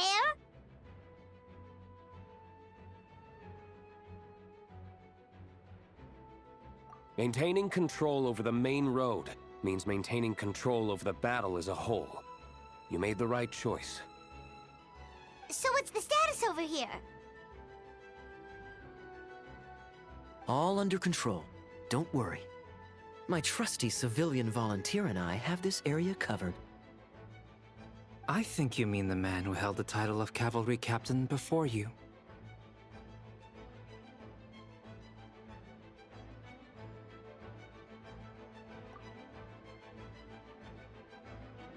We don't have to bring that up. Well, keep up the good work. We'll go check on the status of the other locations. Good luck. Oh, and I wanted to thank you for what you said in court. If I'm not mistaken, you were on my side by the end. Believe me, he's had his suspicions since the first trial. I suppose it just didn't feel right to believe that someone who helped me in the past could be a cold-blooded killer. Aw, that's so sweet. Thank you for trusting me, and for choosing to fight alongside us. As for you, Kaya, good work, as always. Of course. Stay safe.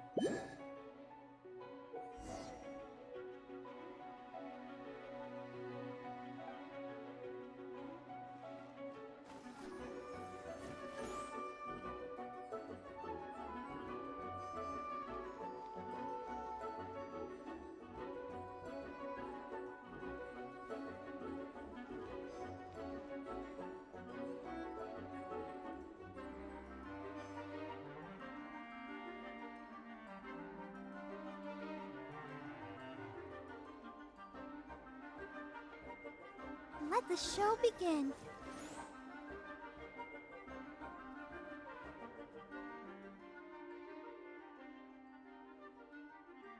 Thank you so much, Miss Barbara.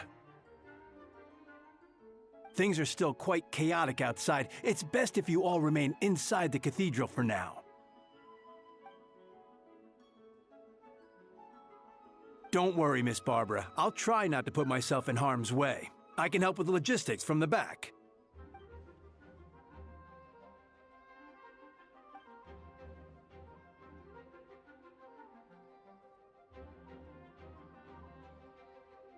Of course.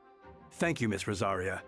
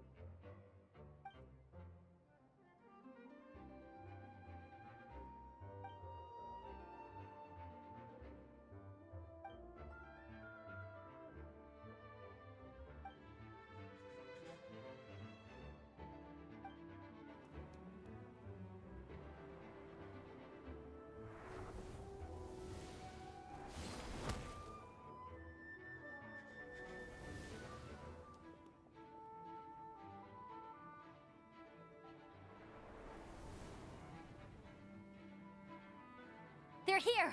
Prepare for battle! On guard, everyone! Incoming monsters at 11 o'clock! Looks like we've got 25 hilly churls, 2 blazing axmita churls, and a bunch of different slimes. Prepare elemental countermeasures! Roger that.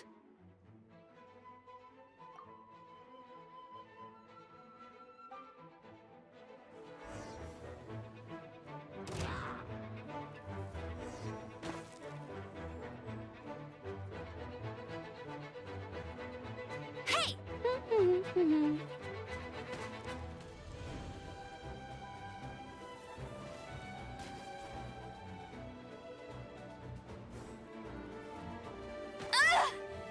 Hey!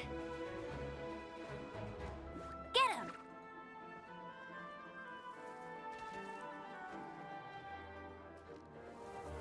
Ha!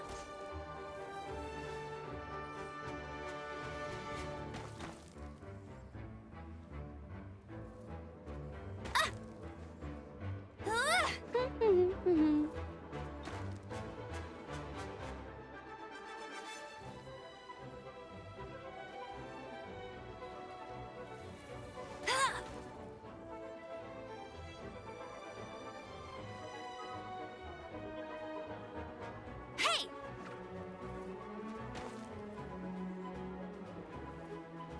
Ha! Ha!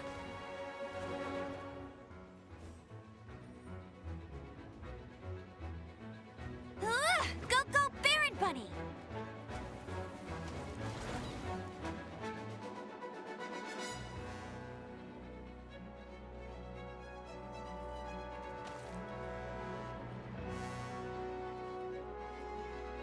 Get him!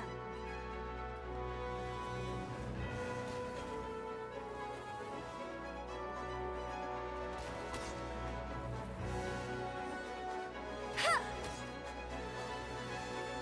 Ha! Ha! Ha!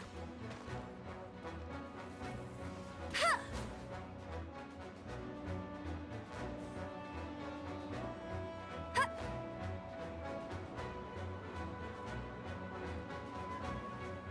Hey!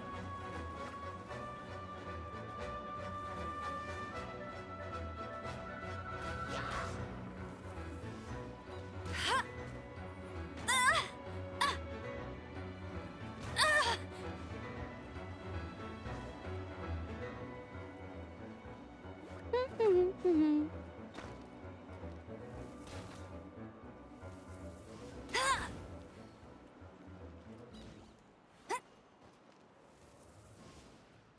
Right. Go, go, Baron Bunny!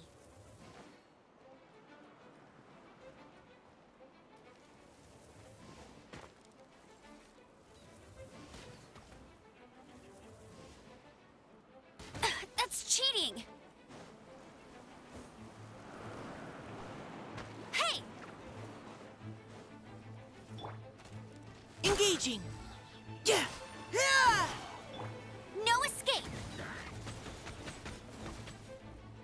Leave the wounded to me!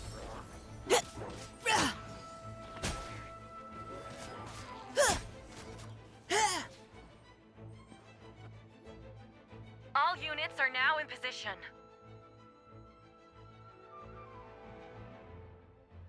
Hertha! Oh, jeez, your voice scared me just now. What? Still caught up in the imposter incident? I thought you knew about the plan. Well, after you up and disappeared one day, all Master Jean told me was that you'd be gone for a while on an important mission, and that it'd be better if people thought you were dead. And then, what do you know? Someone who looks exactly like you appears out of nowhere 2 days later. If Master Jean hadn't told me about your mission, I would have fallen for it hook, line, and sinker. Yeah, that's quite a scary thought. I get chills just thinking about it. A monster replacing someone close to you, and you're none the wiser. Don't worry. Once this is over, these monsters won't be a threat to us again. Albedo! Are you okay? The trial wasn't too hard on you, was it? I'm sorry I couldn't be there. I was so worried. Same here. I thought it was all real at one point. I was in complete shock. So, you didn't know, Amber? Then it seems Eula did an excellent job at keeping the situation under wraps. And no need to worry, you two. I'm no worse for wear. That sounds like Eula, all right. She's like an impenetrable wall, that one. You're not getting a secret out of her. Yeah, for sure. She's someone you can really count on. Wait, so how did you decide Hertha should disappear again?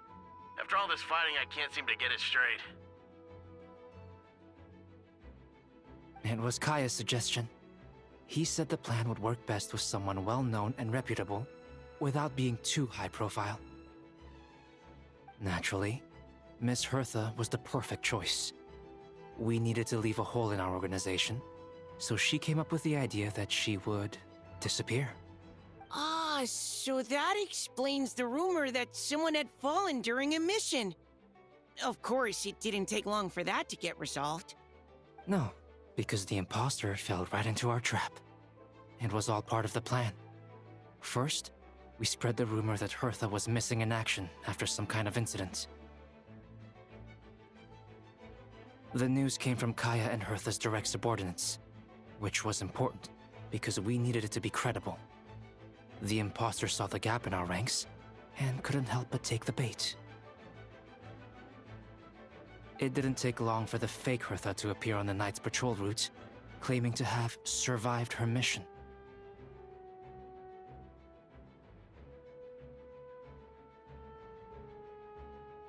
When did that happen? Over 6 months ago. Whoa, so this has been a long time in the making. Yes. And our enemy was more meticulous than we expected. Monsters have been searching for Hertha's body in order to protect the imposter's identity, which is a more advanced way of thinking than Subject 2. So we had to wait long enough to convince the fake Hertha that she had our trust. Furthermore, we needed to give her time to gather evidence against me and convince herself she had enough to strike. But how did the Knight's internal information even reach Durin and his monsters? There's an informant among our ranks. Don't worry. Barbados has already tracked her down. She doesn't have his blessing, so she can't hear what we're talking about right now. Honestly, this whole situation almost gave Paimon a heart attack. All those awful accusations in the first trial, and you couldn't even defend yourself! It was to be expected. I couldn't just reveal the truth. It had to be at the right moment. Or it would have given the imposter even more fuel to use against me. She would have demanded to know how I knew about Dragonspine and the monsters in disguise. And if my true identity got out, the public's trust in me would be gone. It was a trap, you see. Argue back and expose my origins, or keep my mouth shut and be seen as a murderer. Credit where credit is due. Yeah, thank goodness we were able to back her into a corner. Indeed. And I have you to thank for that, Traveler. You probably don't know it, but you've been a part of the plan since the beginning.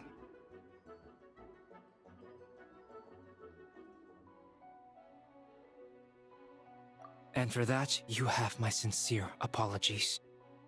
I know I kept you in the dark, but I had a reason. This might not sound intuitive, but I did it to make the plan even stronger.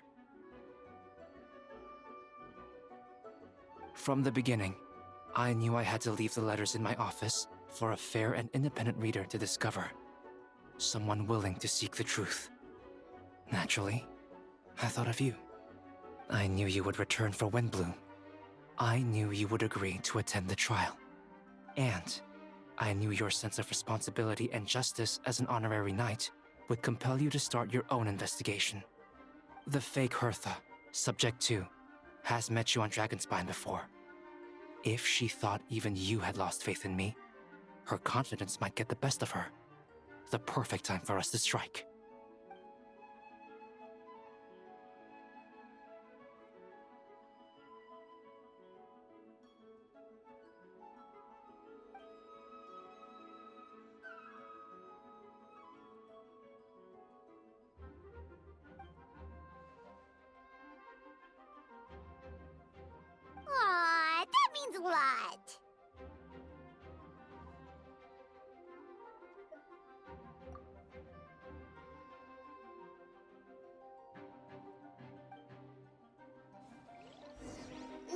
Was that you just now? Let's go to the side gate to check it out.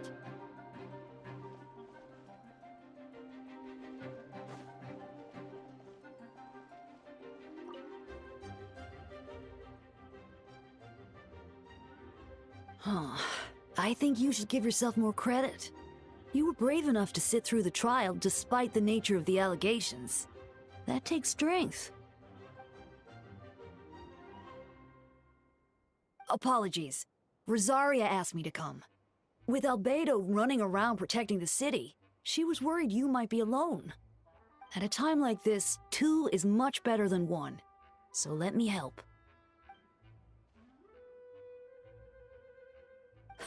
Of course she does. She spent all that time monitoring Albedo. It's only natural that she remembers his most dedicated student.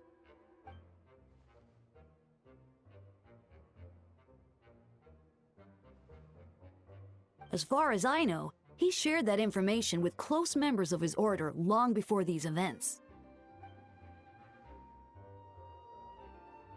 Perhaps I spoke too soon. You do scare easily. I'm sure he felt the time was right. Besides, you know the truth, I know the truth. It doesn't change anything, right?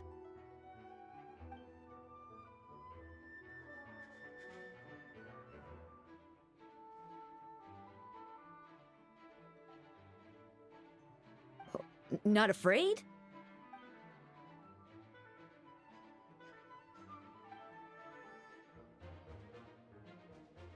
We lucked out on that front. Otherwise, that conversation would have been for the whole city to hear.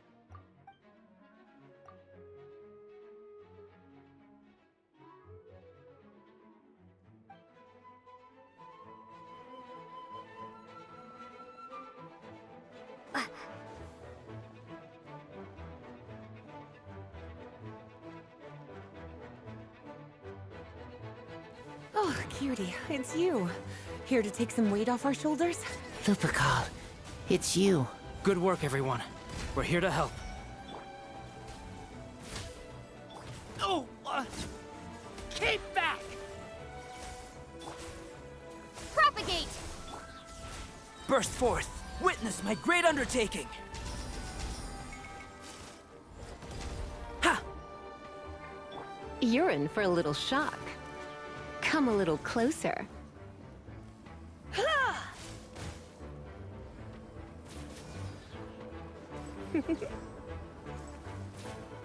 You're in for a little shock. Surrender and I'll be... Ha! Whew. It's been a while since I unleashed my lightning during Windbloom.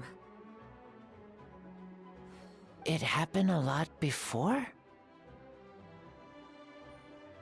Unleashing lightning on people? No. Once in a while, maybe. It sure feels good to let loose, though. My old professor even wrote to me about that a few days ago. Of course, I made sure to emphasize that I always treat others with kindness.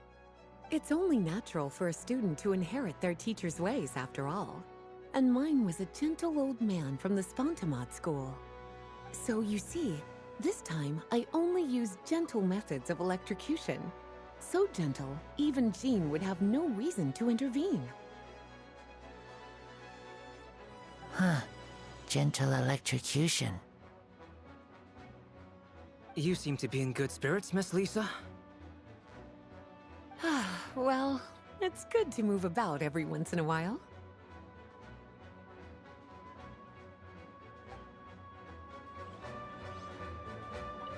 Huh. Gentle electrocution. Well, it's good to move about every once in a while.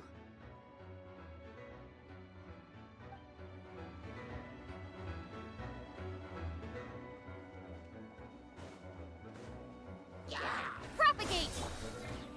No, mine's not good. A bitter pill to swallow, taking a turn for the better. Fire hazard! Don't worry. We'll find somewhere for you to stay out of harm's way.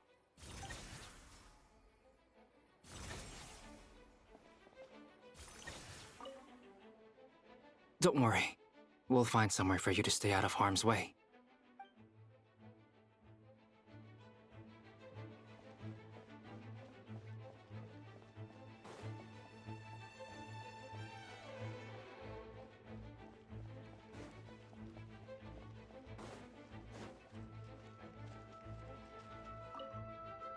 We'll take it from here.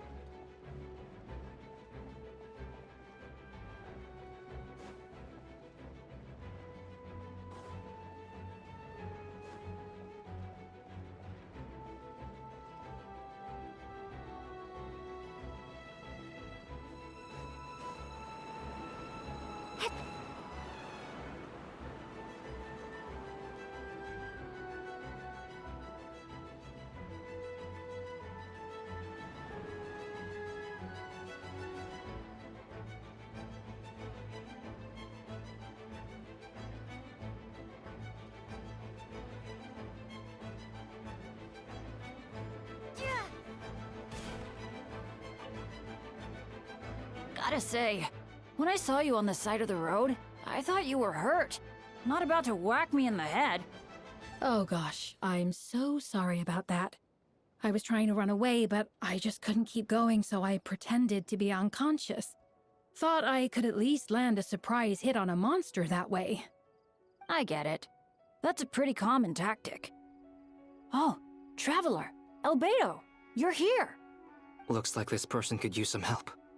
We'll search for a place to keep civilians out of danger. This area appears secure, so remain here in the meantime. We'll be back with an update. Sounds like a plan.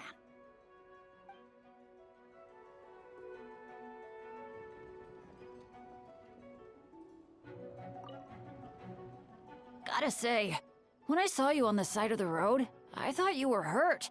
Not about to whack me in the head. Oh gosh, I get it. That's a pretty common tactic.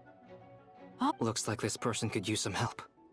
We'll search for a place to keep civilians out of danger. This area appears secure, so remain here in the meantime. We'll be back with an update. Sounds like a plan.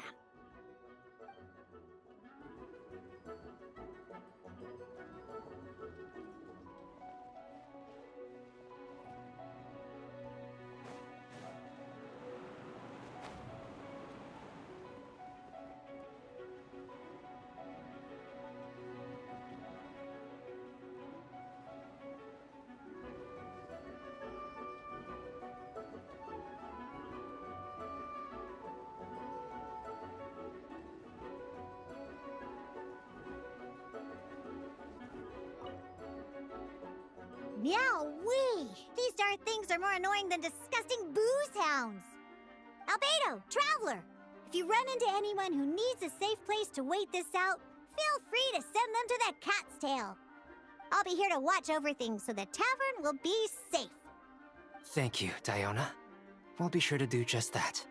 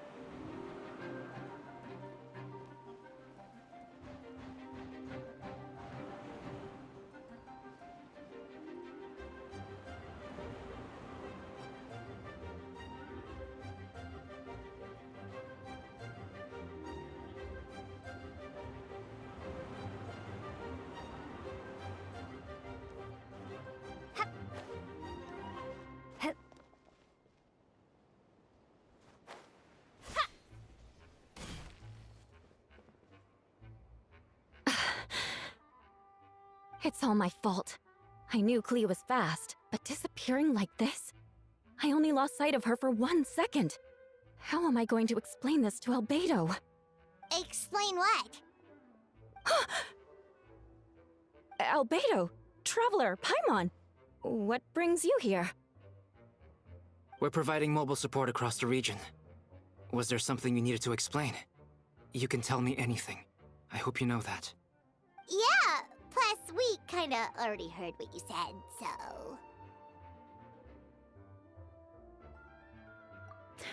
so... Clea, she disappeared right under my nose. I'm sorry. I'm doing all I can to find her. I see. Please don't beat yourself up. Clea is... Wait! Something's coming this way, and it doesn't look pretty!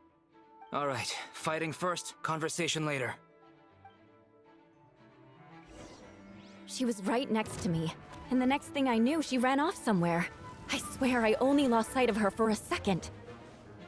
Clea is known for her speed. Don't worry. She's a knight in her own right. She can protect herself. Oh, there you are! Clea's here to help! See? Kids are fast on their feet. Those bombs. I see what you mean. She's not to be underestimated. Clea's got this one!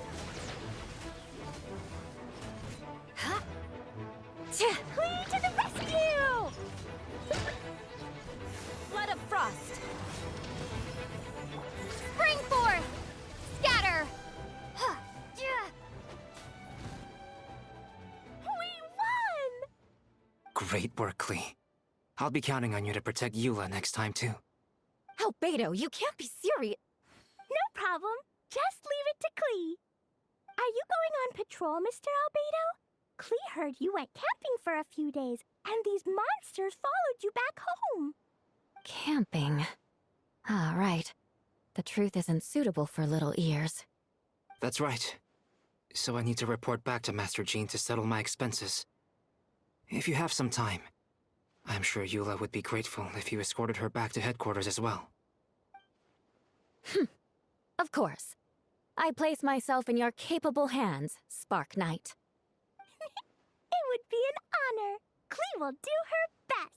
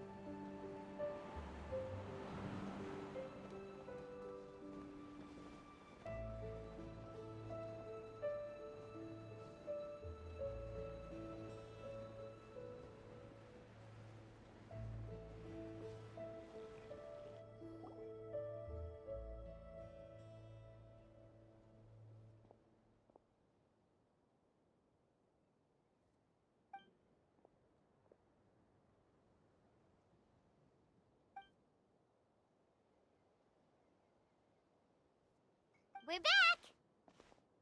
Everyone all right? Amber? Yup, right as rain. We're back! Klee kept Miss Eula safe the whole way. That's amazing, Klee. Eula was lucky to have you.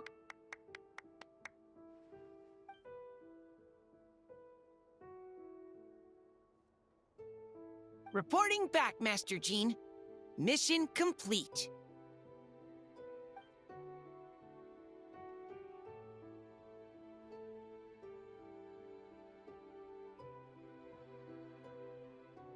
Your leadership is what made it possible, Master Jean. It's been a busy few days. You should take a well-deserved break.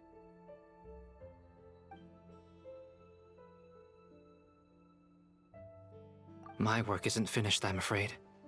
I have a few loose ends to tie up.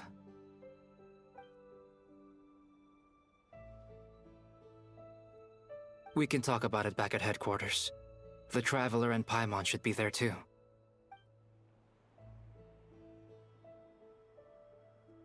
Wanna come with us, Klee? We can drink some tea and eat some freshly baked moon pies. Yes! Yes!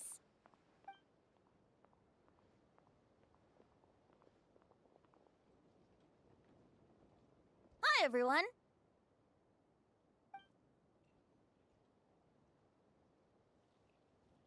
Oh, well, wait. Does that mean you saw me running for my life?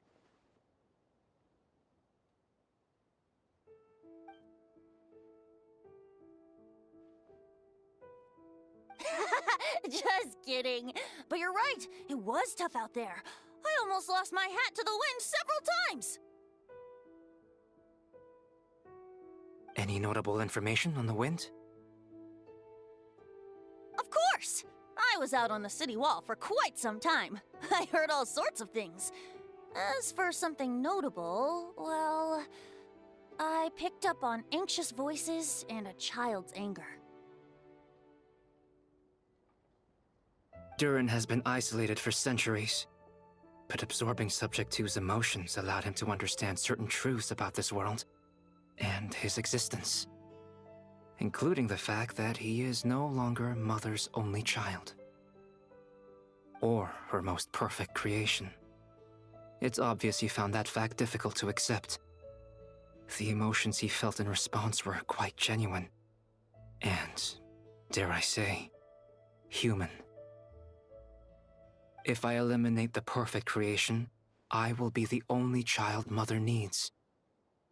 This mindset arose out of Durin's instinct to compete and survive, and came to dominate all those around him.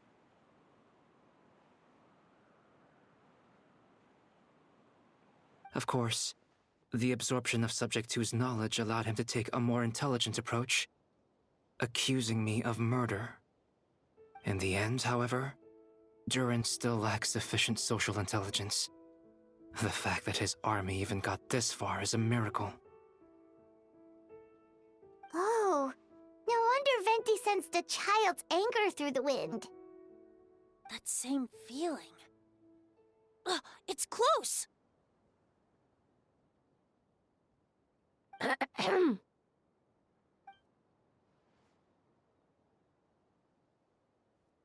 Oh, nothing much to report, actually.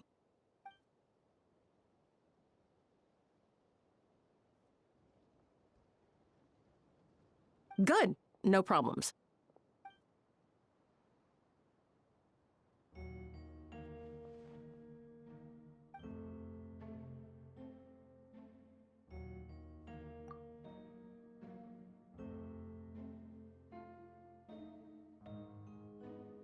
There were a lot of changes during the operation, but I imagine you missed those as well. Because you're under Durin's influence, and you have been since your trip to Dragonspine over 6 months ago.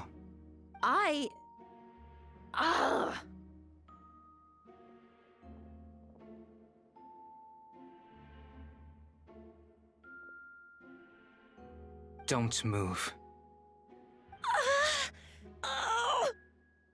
Let's continue this discussion back at headquarters. Don't be scared. I'll figure out a way to free you from his power soon.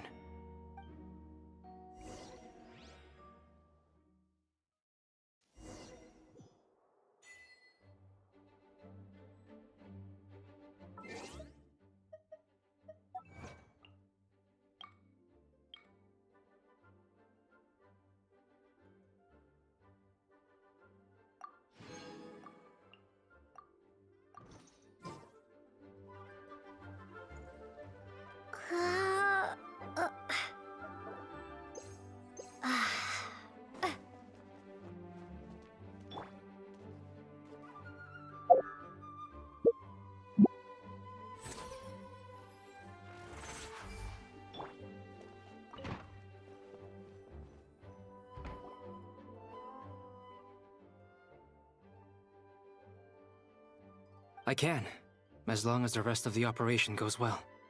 Wait, the operation isn't over. What do we do now? What happens next is more of a personal project. I've consulted Venti about the possibility of calling a tripartite conference.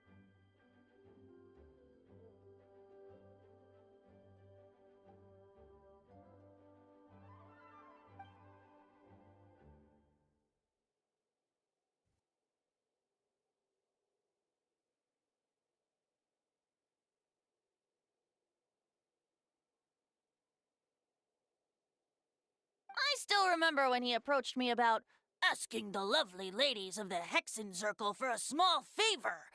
The chumminess caught me off guard. If I hadn't known any different, I'd have thought he was talking about his older sisters or something.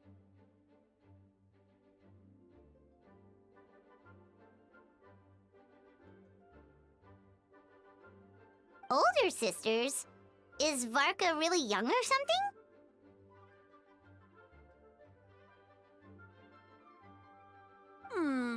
I wouldn't exactly call him young, but he's not old either.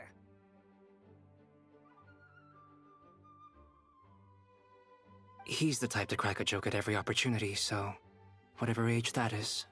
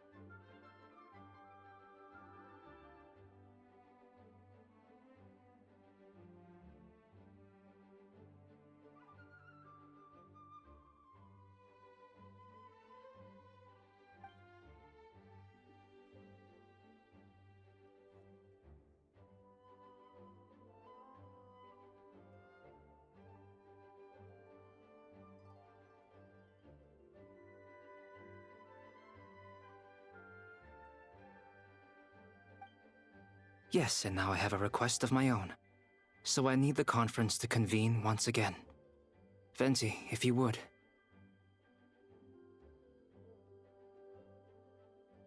Of course! Traveler, pass me the Dodo communication device. Huh? You're gonna use that thing to call them? Just watch and learn. Okay, I think this should do it.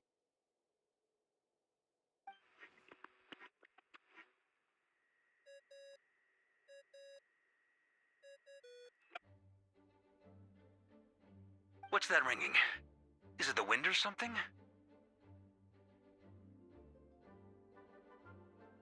Hold on, that's not the right voice. Wait. Barbados? Varka?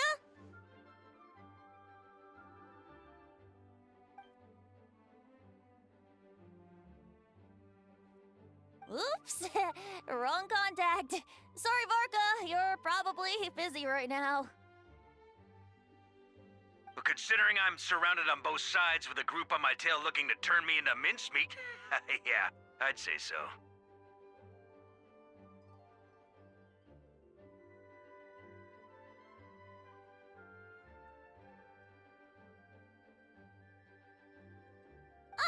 Yes, well, have fun with that. We can talk some other time.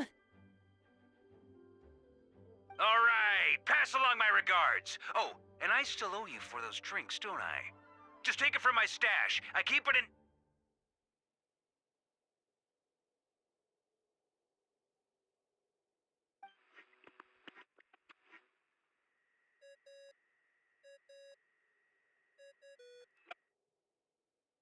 Hey! He was just about to tell us where to find his secret stash!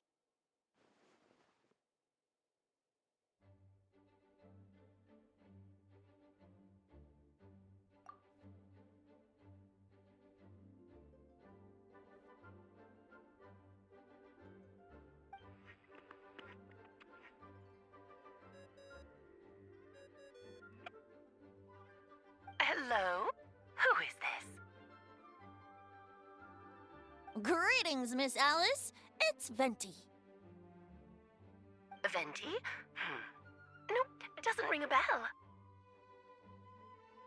You're really gonna tease me like this? Ugh, fine. It's Barbados. Apologies, just a bit of fun. What can I do for you, dear Barbados?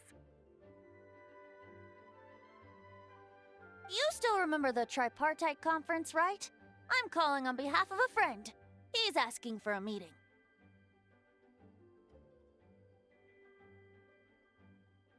Oh? And which brave soul is it this time?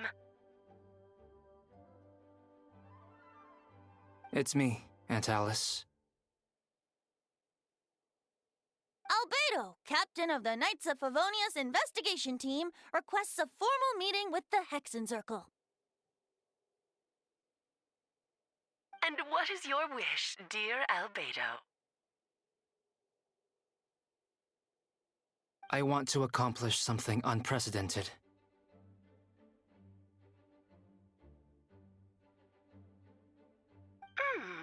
How unprecedented. Something even your mother Rhine-daughter never accomplished? In terms of technique, no. But in terms of location and materials, yes. Okay, that makes no sense. You've piqued my interest. I'll be right there.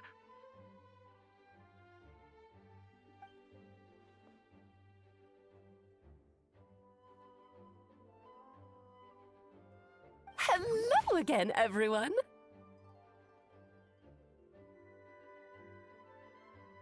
Hello, Aunt Alice. I see you've turned yourself into a giant Dodoko. Darling, isn't it? It even has its own hat.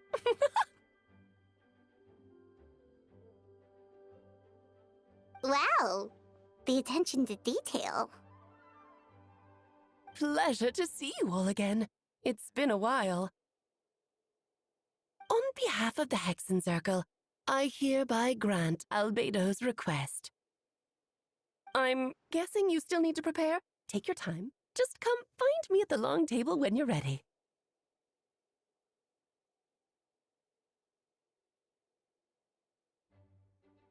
Aw, that's nice of you. Huh, I suppose it's just my nature, darling. Thank you, Aunt Alice.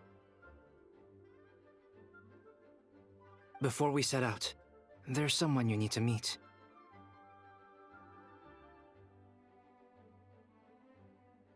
Head to my office. He's waiting for you there.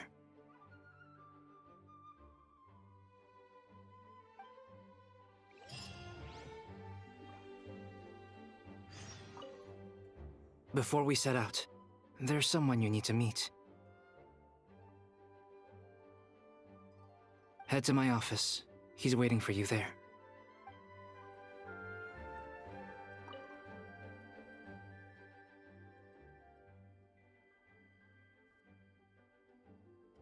Don't thank me at all, please. It makes it seem like I'm useless the rest of the time.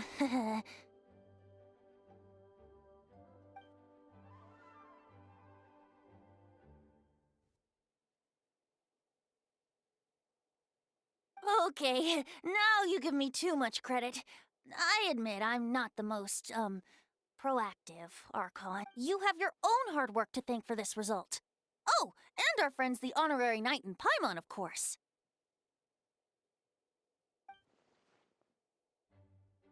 Ah, worried about Albedo's plan?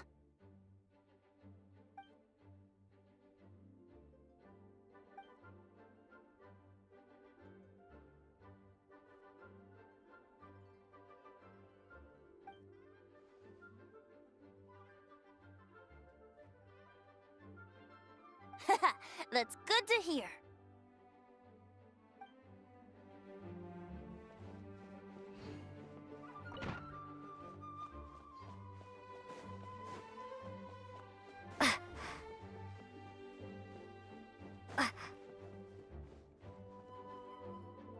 Hey, have you ever wondered why Albedo always keeps his office closed? Paimon bets there's a secret snack stash hidden around here somewhere. Ah! Hey, not so loud.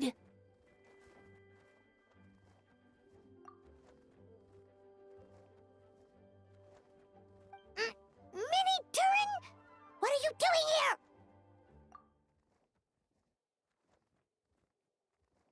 Well, actually, I've kind of been helping you guys in secret this whole time. I tried tapping Paimon on the shoulder during the battle, but you floated away too fast.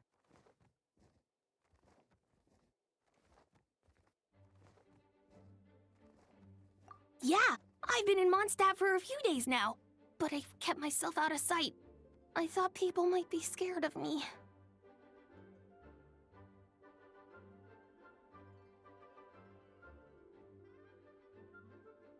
Oh, don't worry. We aren't scared of you. Thanks. So, what brings you here? Oh, is it Windbloom? There are a ton of fun games this time of year.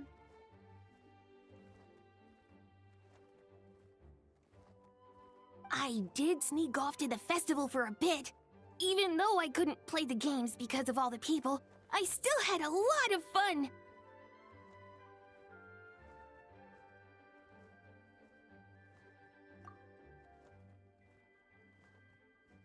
But that's not why I'm here. Albedo and I made a promise to accomplish something great together. What do you mean? I'm gonna replace the Durin on Dragonspine. I'm gonna be the one who is revived and brought into this world.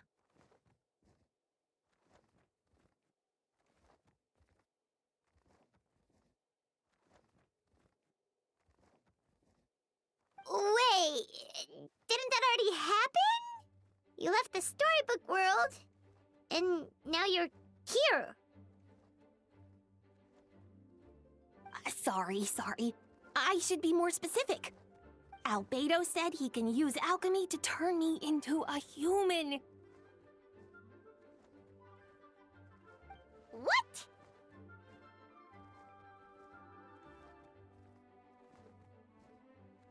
Yeah, he's been working on it for a long time. And that's what you want, Mini Durin? To become human? I don't know if want is the right word. I don't even know if there's a right answer in a situation like this. But I do know this. I have just as much of a right to this name. I don't want to lose to the other Durin.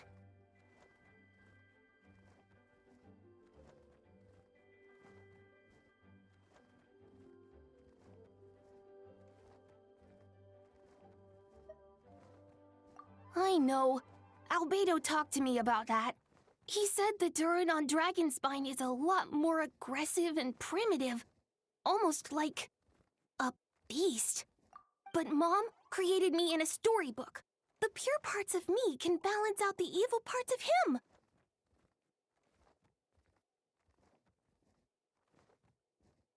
If I'm honest, I don't know what that will look like. If I can still be me once I become one with that part of him.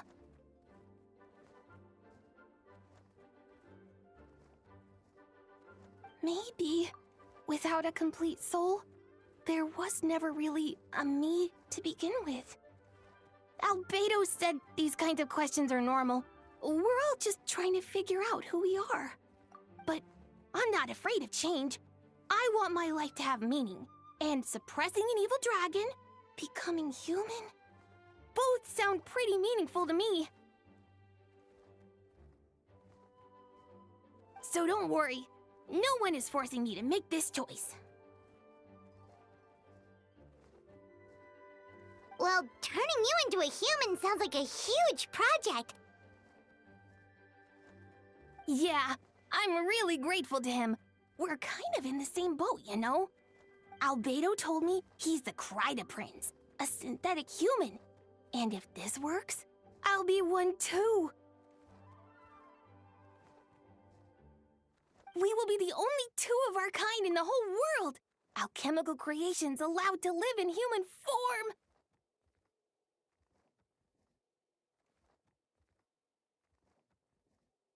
If all living things are grouped together by species, and there's only one other person like me in this world, I guess that makes us family.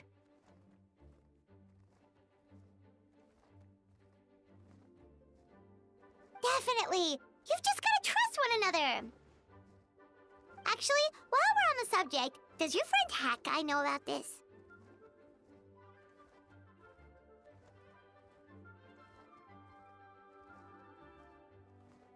Yeah, I told him I was coming here to fulfill this, duty. He didn't try to stop me. Just told me to get a move on then.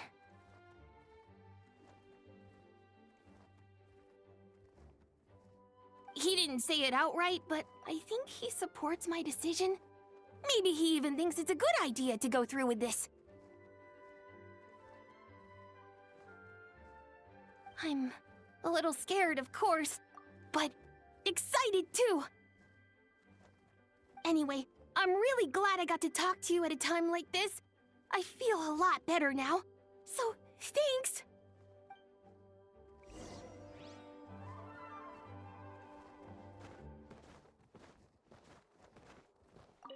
I'm feeling a little nervous, but also kind of excited. It's a strange feeling. I've never felt anything like it. But don't worry, I can cope. I gotta do my best to stay in a good frame of mind so that Albedo's plan can succeed.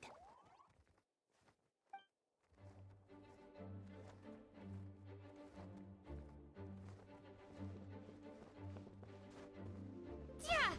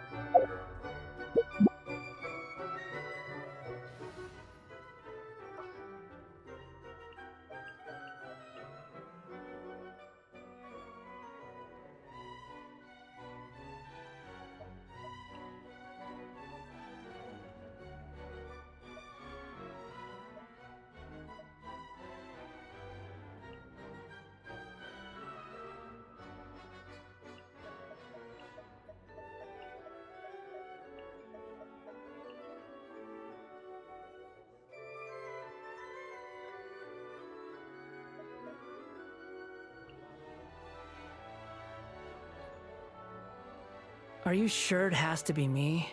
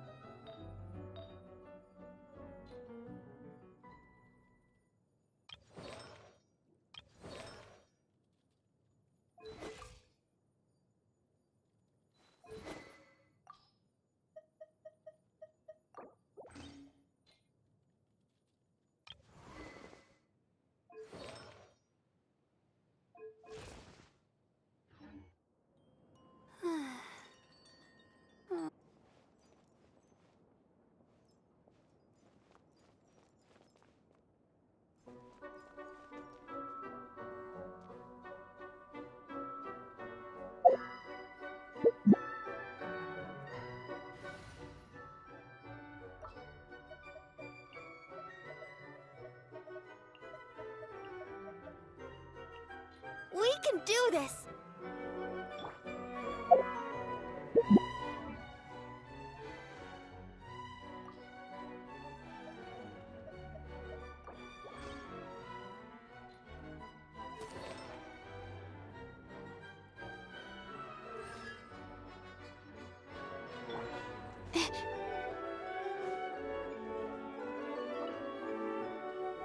Welcome, one and all.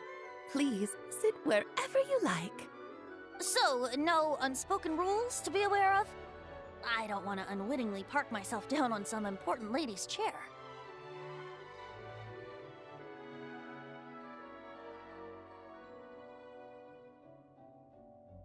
I highly doubt anyone's going to mind where you sit, Lord Barbados. But thank you for being so considerate. Jean didn't fancy tagging along? A lot happened in the city today. If she left, there really would be no one around to lead the Knights of Favonius.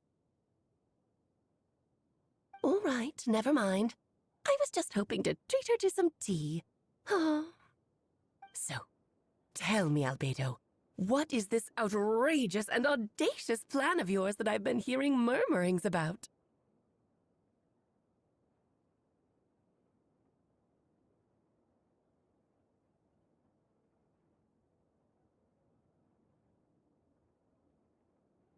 I'll get right to the point. I intend to kill the evil Durin in Dragonspine. Oh? And I'd also like to request some alchemical reagents from the Hexen Circle. Which ones? I'm all ears. First would be the flesh of that immortal monster from the Mare Javari.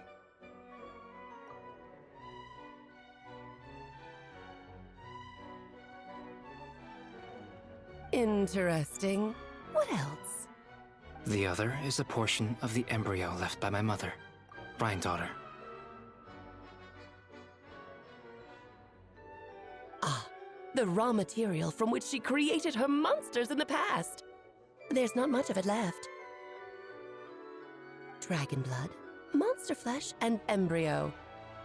Sounds to me like a formula for creating life? Correct. Durin's heart has continued to beat ever since the day he died. That means it's just a matter of time before he eventually returns. It could be centuries away, or millennia, but the day will come.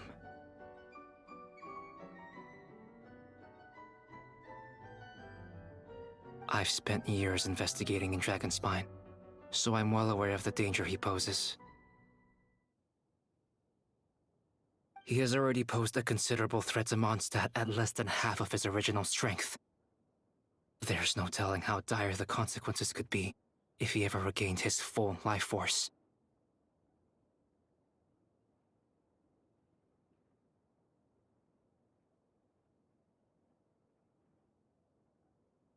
Hence, if we want to be free of the dangers posed by his blood and limitless vitality, we must find a way to eliminate Durin entirely. Unfortunately, Durin is a special entity. Even after death, he could reawaken at any moment.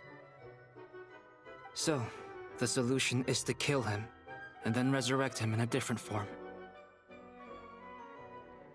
Upon resurrection, he will no longer be the creature he once was. In fact, he will no longer be a monster at all, because I intend to transform him into a human-like being. During the summer, Klee and I visited a fairy tale world called Simulanka. It was created by mages from the Hexen Circle, so I'm sure you know of it.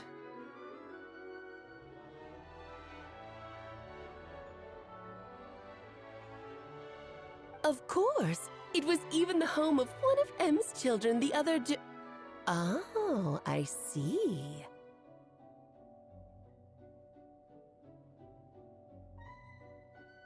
It was during that journey that I learned, with certainty, that Durin would return to life one day. That experience inspired me. I met the pure soul M had created, and I knew if I wanted to change Durin's fate, he could be the key. To that end, I devised an alchemical model for the transmutation. The soul will come from the fairy tale dragon of Simulanka, the blood from the original dragon's heart, and the monster remnants from the Mare Javari and the embryo mother left behind will form the flesh.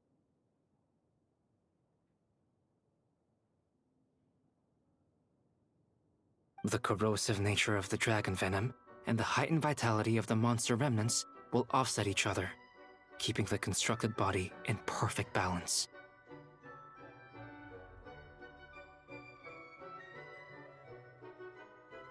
A powerful side effect can be triggered when festering forces and life energy collide. In an alchemical setting, the results are sure to be nothing short of astounding.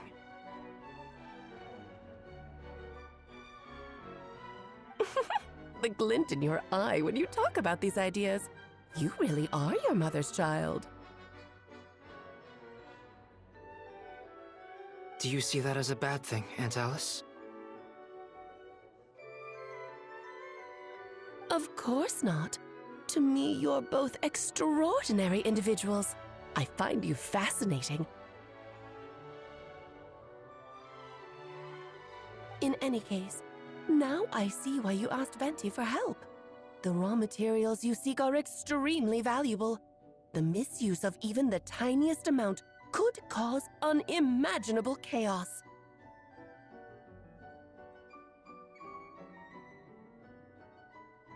That said, we're happy to give you what you need. But there is one condition. You need to prove you can wield them. And so, you must pass the Hexenzirkel's trial.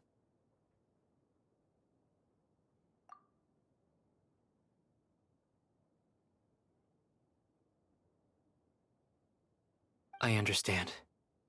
I figured something like this might happen. That's why I asked the Traveler to come along.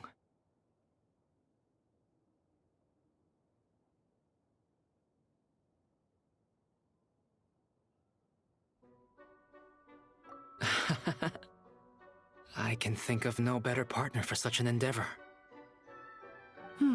So you know our tricks, huh?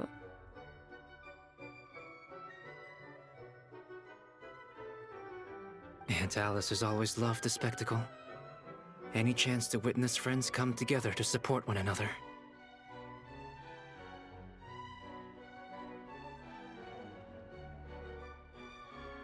Well, success means little if you have no one to celebrate it with, no?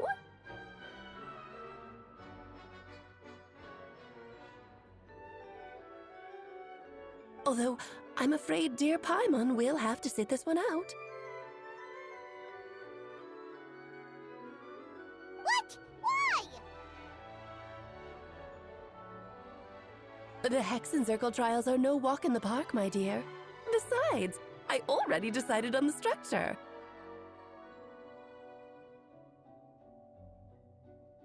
There's only room for 2 participants, I'm afraid. No more, no less. You understand, don't you, Paimon? Oh, don't be too angry with your dear aunt. Okay, okay. You can turn off the charm. Paimon will stay behind. Thank you for being so understanding. Then, whenever you two are ready, interact with the chessboard on the table. It will guide you through the trial. Then let me make a formal request. Will you go through this trial with me?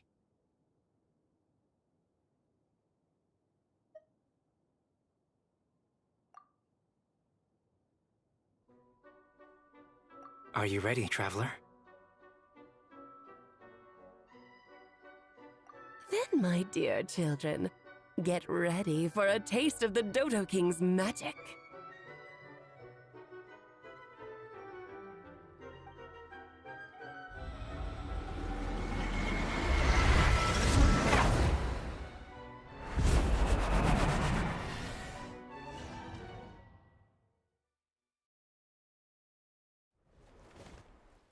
It's certainly in keeping with Hexencircle modalities.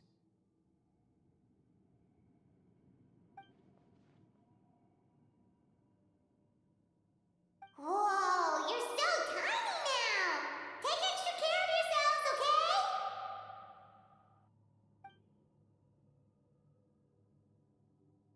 What is it?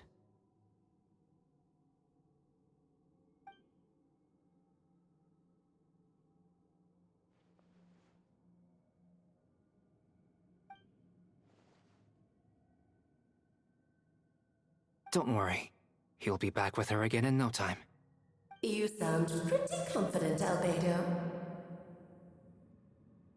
Aunt Alice, I didn't realize you'd be personally conducting the trial. Well, since your mother has to recuse herself, who better than I to put your abilities to the test?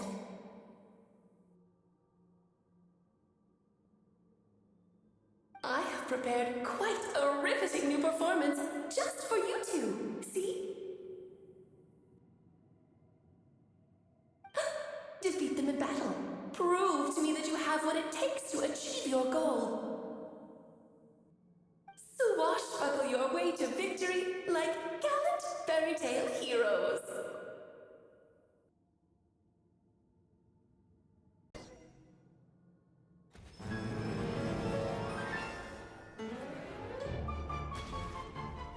The night is cold. Raincutter, rain outlines your fate.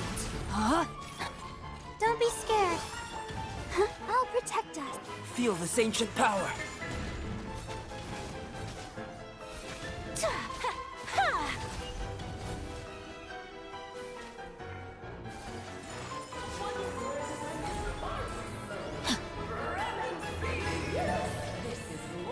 Witness my great undertaking.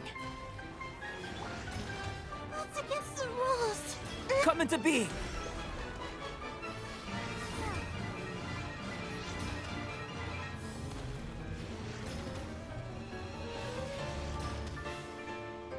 Feel this ancient power. Come on. That's not fair.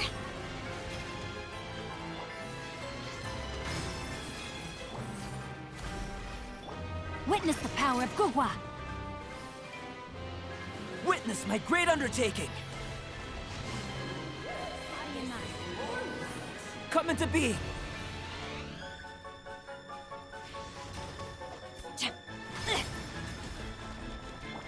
Stars, shine for me. My God.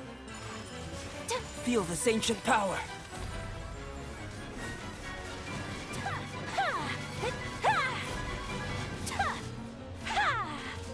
Huh? No, my sword! Let the show be. Not now. Witness my great undertaking.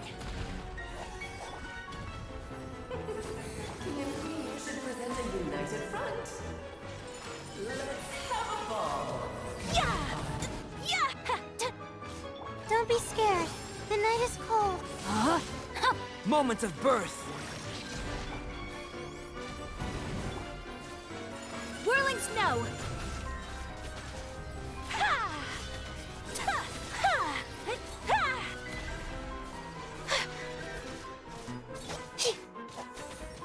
Moment of birth.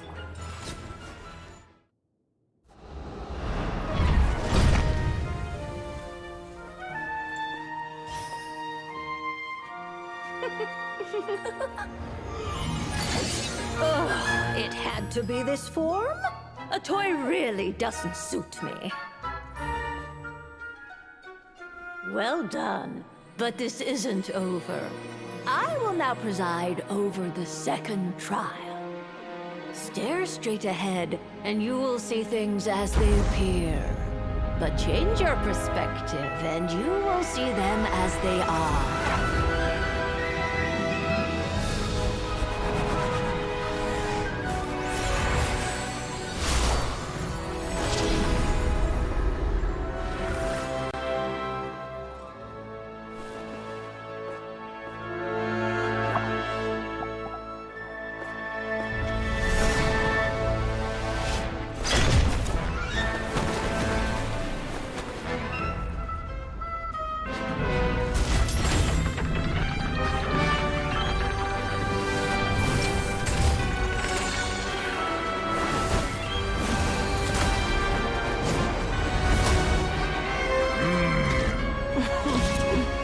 The trial awaits.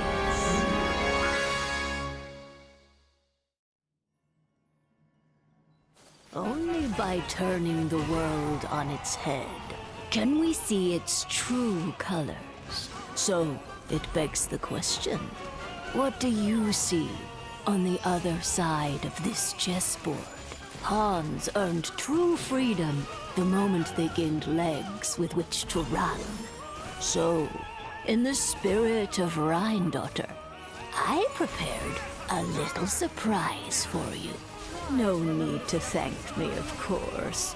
Just a small gesture of kindness from me, Barbalot Trismegistus, to you.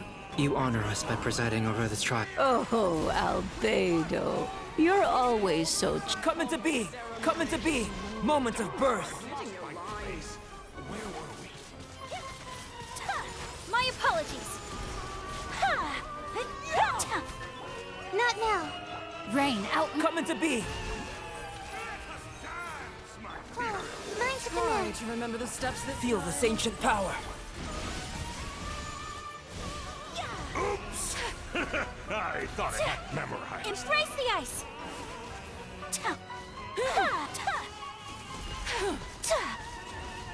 The night is cold. Huh? Witness my great undertaking! My apologies. Yeah! Ha! Ha! Ha! Yeah! Ha! Yeah! A symphony Not of now. cannon fire! One blast is quite enough. Moment of birth! And now, a towering return to form! Rain outlines your fate. Burst! Kamisato out. Sumetsu! Feel this ancient power.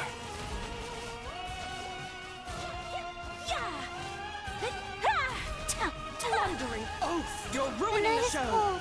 Stars, shine for me. The final act is upon us! Whirling snow.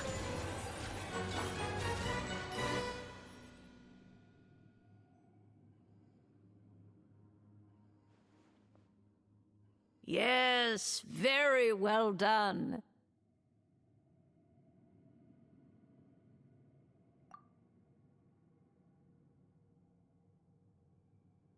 Oh, they've grown up so fast.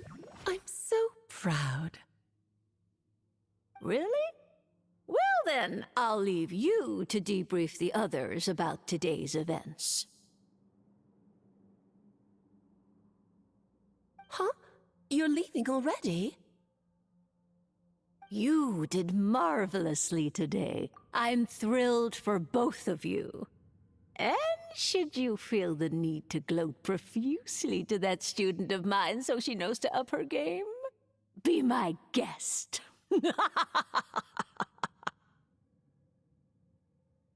Lovely tea party. But that'll do me for now. Until next time, my dearies. You're just going to up and leave? Barbie? You'll have to forgive Barbalov. She's always on the move. And she never says where she's going either. I think she enjoys the mystique.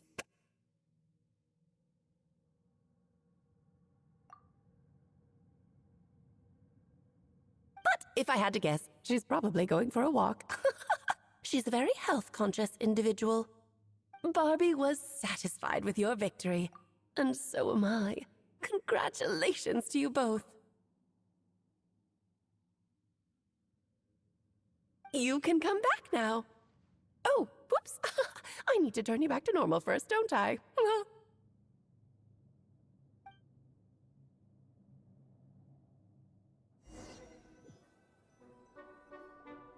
You're finally back! Great job! You made it all look so easy! Nice to have you back safe and sound. Now time to relax and switch off. You've earned it. Thank you.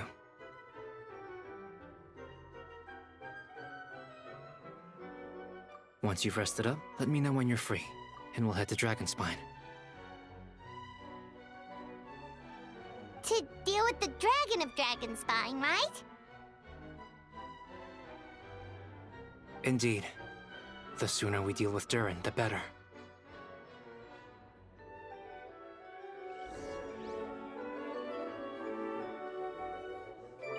Nice to have you back safe and sound. Now time to relax and switch off. You've earned it.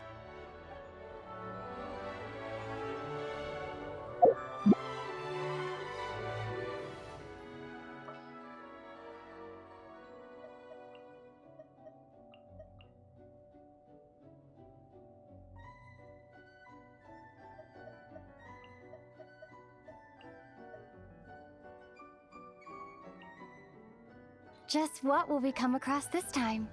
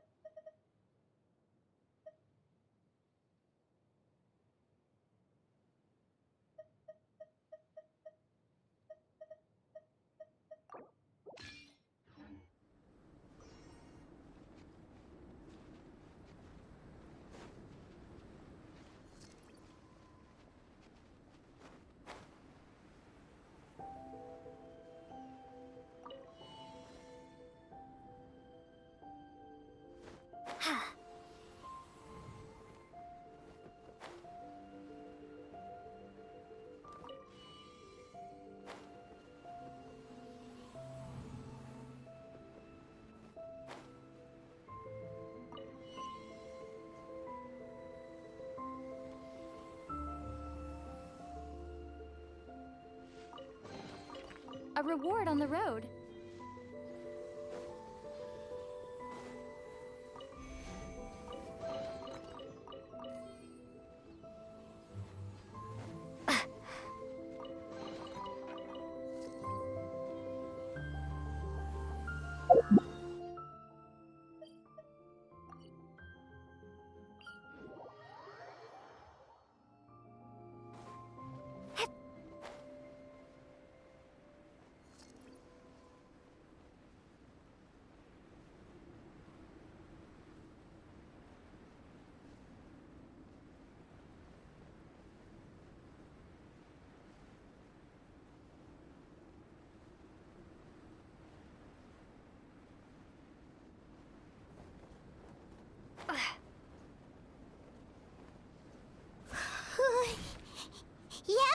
This place is as freezing as ever.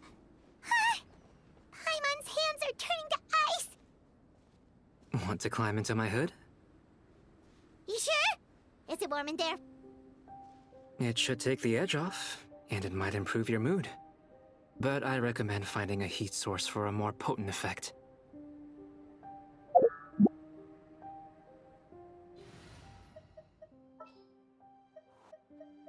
Lord Companion!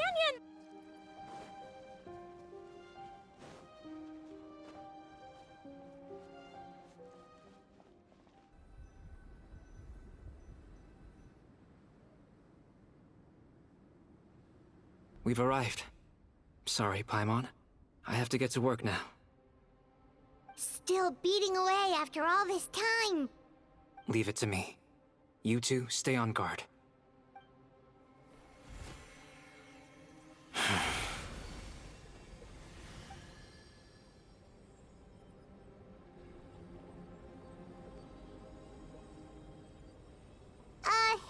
May Paimon ask a question? You may. Who is Durin to you? Do you think of him as one of your kind? And is he a dragon, person, animal, or monster? From an alchemical perspective, we're both artificial creations. But biologically speaking, we have no relation whatsoever. So, to say we are kin would be categorically incorrect.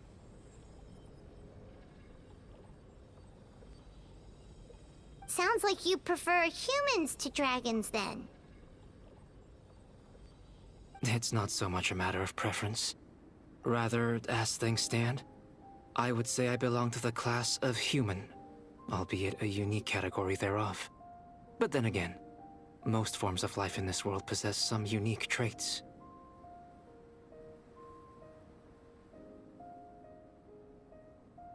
I am perhaps the most unique among humans, in that I'm the only one of my kind. But soon, there will be another just like me, assuming this alchemical project proves successful. I believe Mini Durin already told you of his intent to replace the Durin of Dragonspine. After my conversation with him, he also expressed a strong interest in becoming human. It's a fascinating prospect, not to mention an extremely challenging one. But I understand why he came to that decision. Well, understood in the broadest sense, this project deals with both the past and future, and stands to profoundly impact many lives. That, primarily, is what makes it worthwhile. Helping Mini Durin become who he wants to be is a secondary consideration, though still a meaningful one.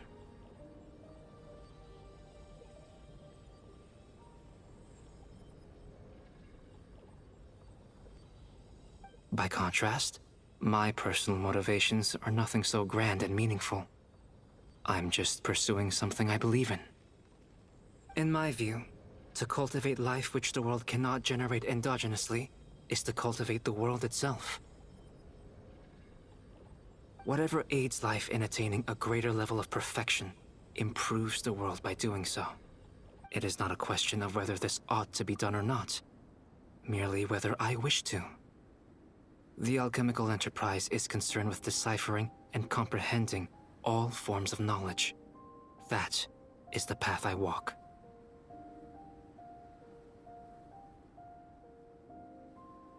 Of course, that's not to say that this is just a science experiment to me.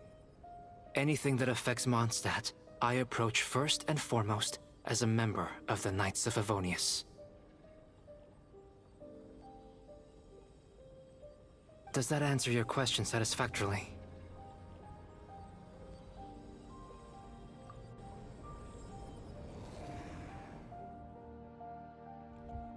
Finished. Looks like a golden energy has encased the dragon's heart.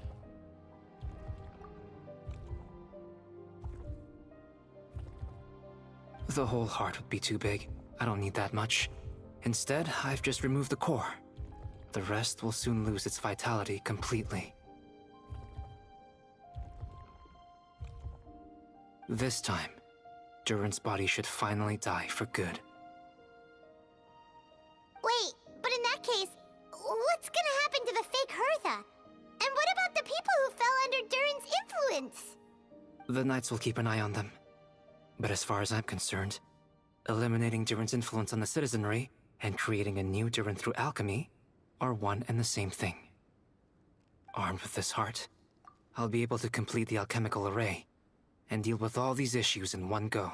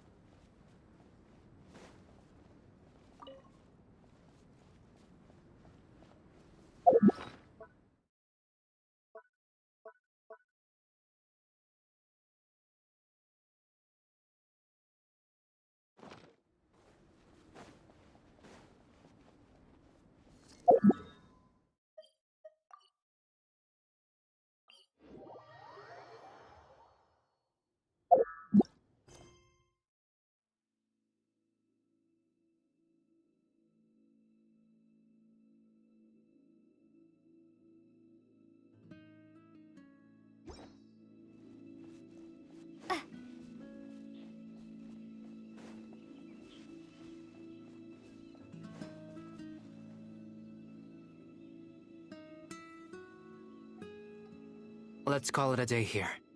Thank you for accompanying me. Pleasure! We sure learned a lot. Mondstadt's a lively place during the Windbloom Festival. You should take a look around and pick out some nice souvenirs for yourselves. Oh yeah, the festival! Wonder who the Windbloom Star is gonna be this time. Well, we've been too busy dealing with this situation the entire time. Who else would be free to work during the Windbloom Festival? I'm sure we'll find out on the day off.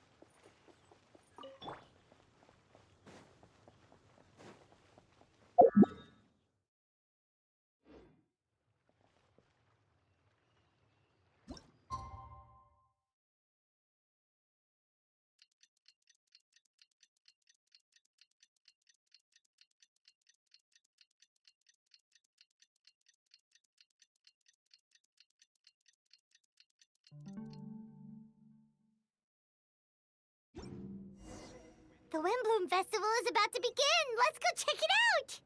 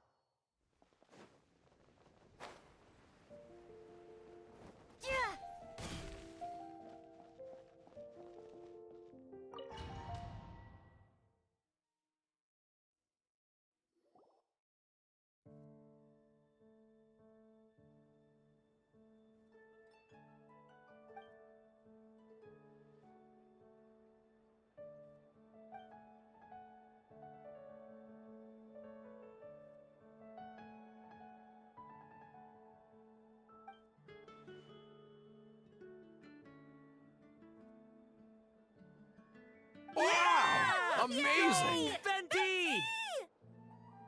Huh? No way! You're really gonna pick me?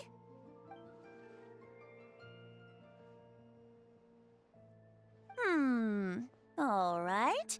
Does that mean I get unlimited free drinks at the tavern?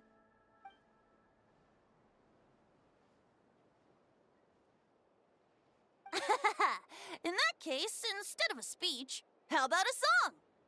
Everyone! The best bard in the land is about to begin his performance, so don't go away! Gather round and lend me your ears!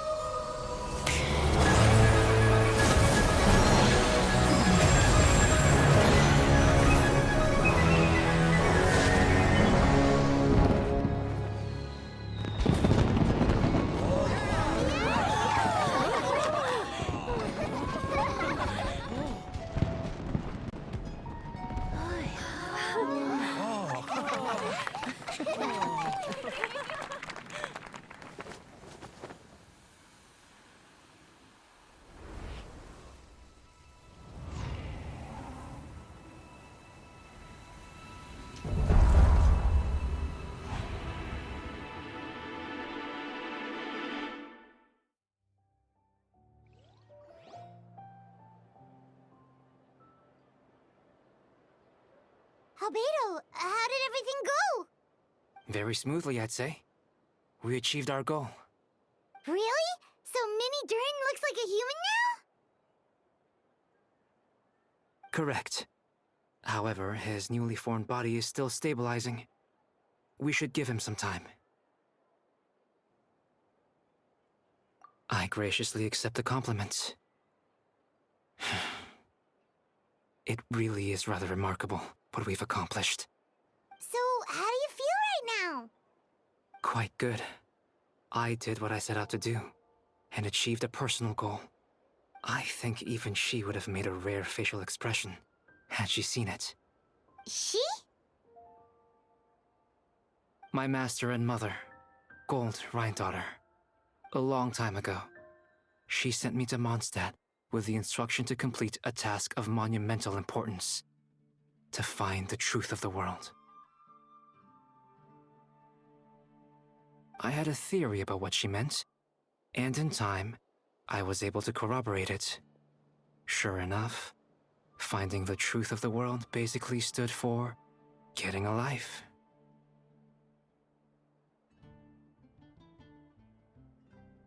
That might be easy for most people, but for someone like me, it meant doing a lot of learning about a lot of things.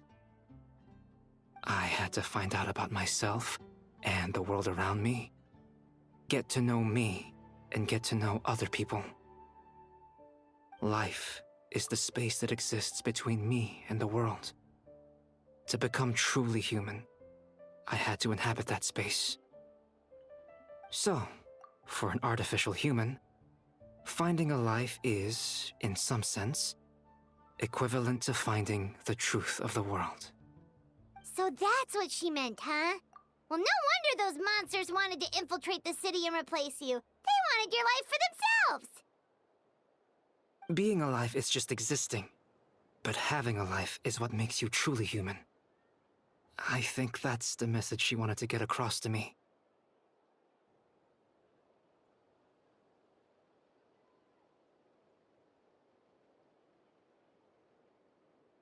Still, I found this whole series of events has given me new inspiration. Becoming human is only the beginning. What follows is the choices a human has to make in life, as well as the kinds of family bonds they will form.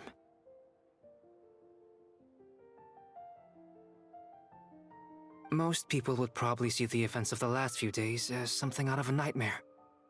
But for me, it's just part of my family life.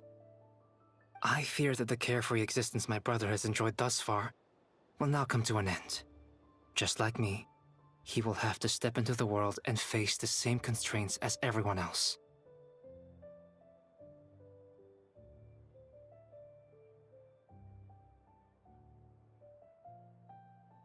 You've got an unusual family, that's for sure. Well, I suppose we get it from our mother. She's highly unusual.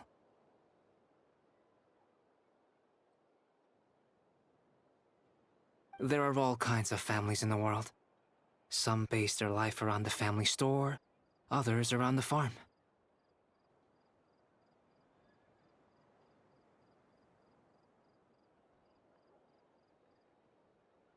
In my family, I suppose we tend to the flower beds. And now, I'm a gardener too.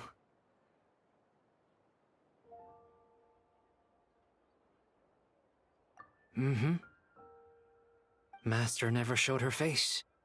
But if the Hexen Circle knows what I've done, that means she knows as well, and gave her approval.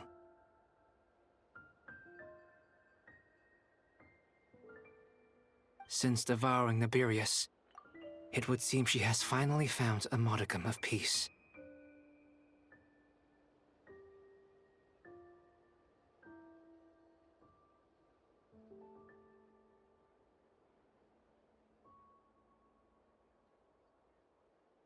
And if so, then I am truly happy for her. She didn't always have a penchant for madness, you know? Devouring Nibirius? What's Nibirius? It's the name of the ruler of life. What? Aunt Alice told me about it not too long ago, but it came as no surprise. I knew Master would do it sooner or later.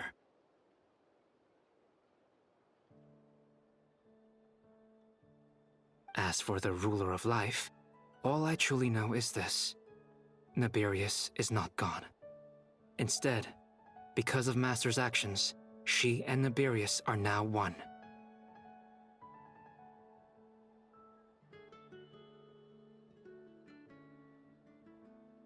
In any case, thank you so much for your help during this ordeal, and for choosing to stand by my side through it all. Of course, that's what friends are for. Hearing you say that means more than I can say. I'll make sure to pass along the sentiments when I report back to Master Jean.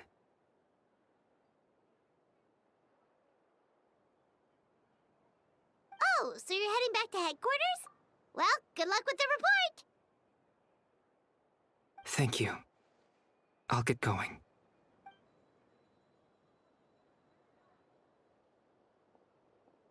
Wow, this Windbloom Festival turned out to be a special one. It feels like we really made a difference. Oh, Paimon almost forgot! If the Windbloom Star has already been chosen, what is this year's Windbloom gonna be?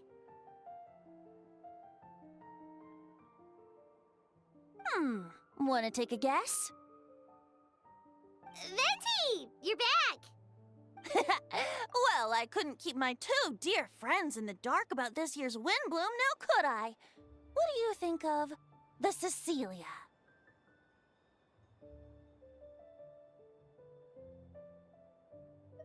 The true feelings of the prodigal son. A sentiment as sweet and warm as a gentle spring breeze. Perfect for the season. Traveler, give me your hand. The mages are very pleased that you and Albedo managed to pass their trial. Albedo received the materials he sought, so you deserve something in return as well. The Hexenzirkel wants you to have this. It contains something entirely one of a kind, a secret of sorts. When the time is right, it will reveal itself to you. So no need to open it right away. Wow! A gift and a mystery all in one! The mages sure love their secrets, huh? According to the sender, you are probably the only person who could make use of something like this. So I suppose it belongs with you.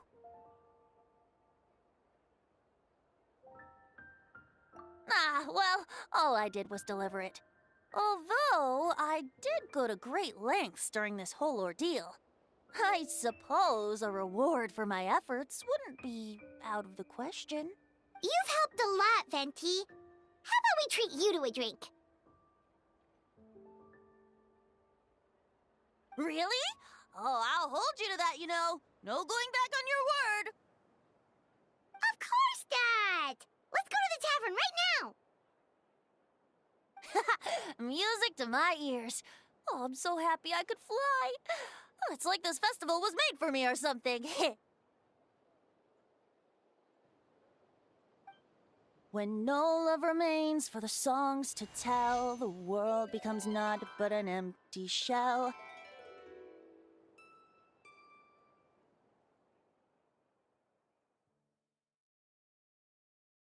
Cruel is said fate, cruel it may be, were it not for a hero who could set us all free. Through shadows so cold, he saw wisdom untold, chasing a fragrance the wind only knows. This wistfulness waned and faded into night as he stepped from the darkness and into the light.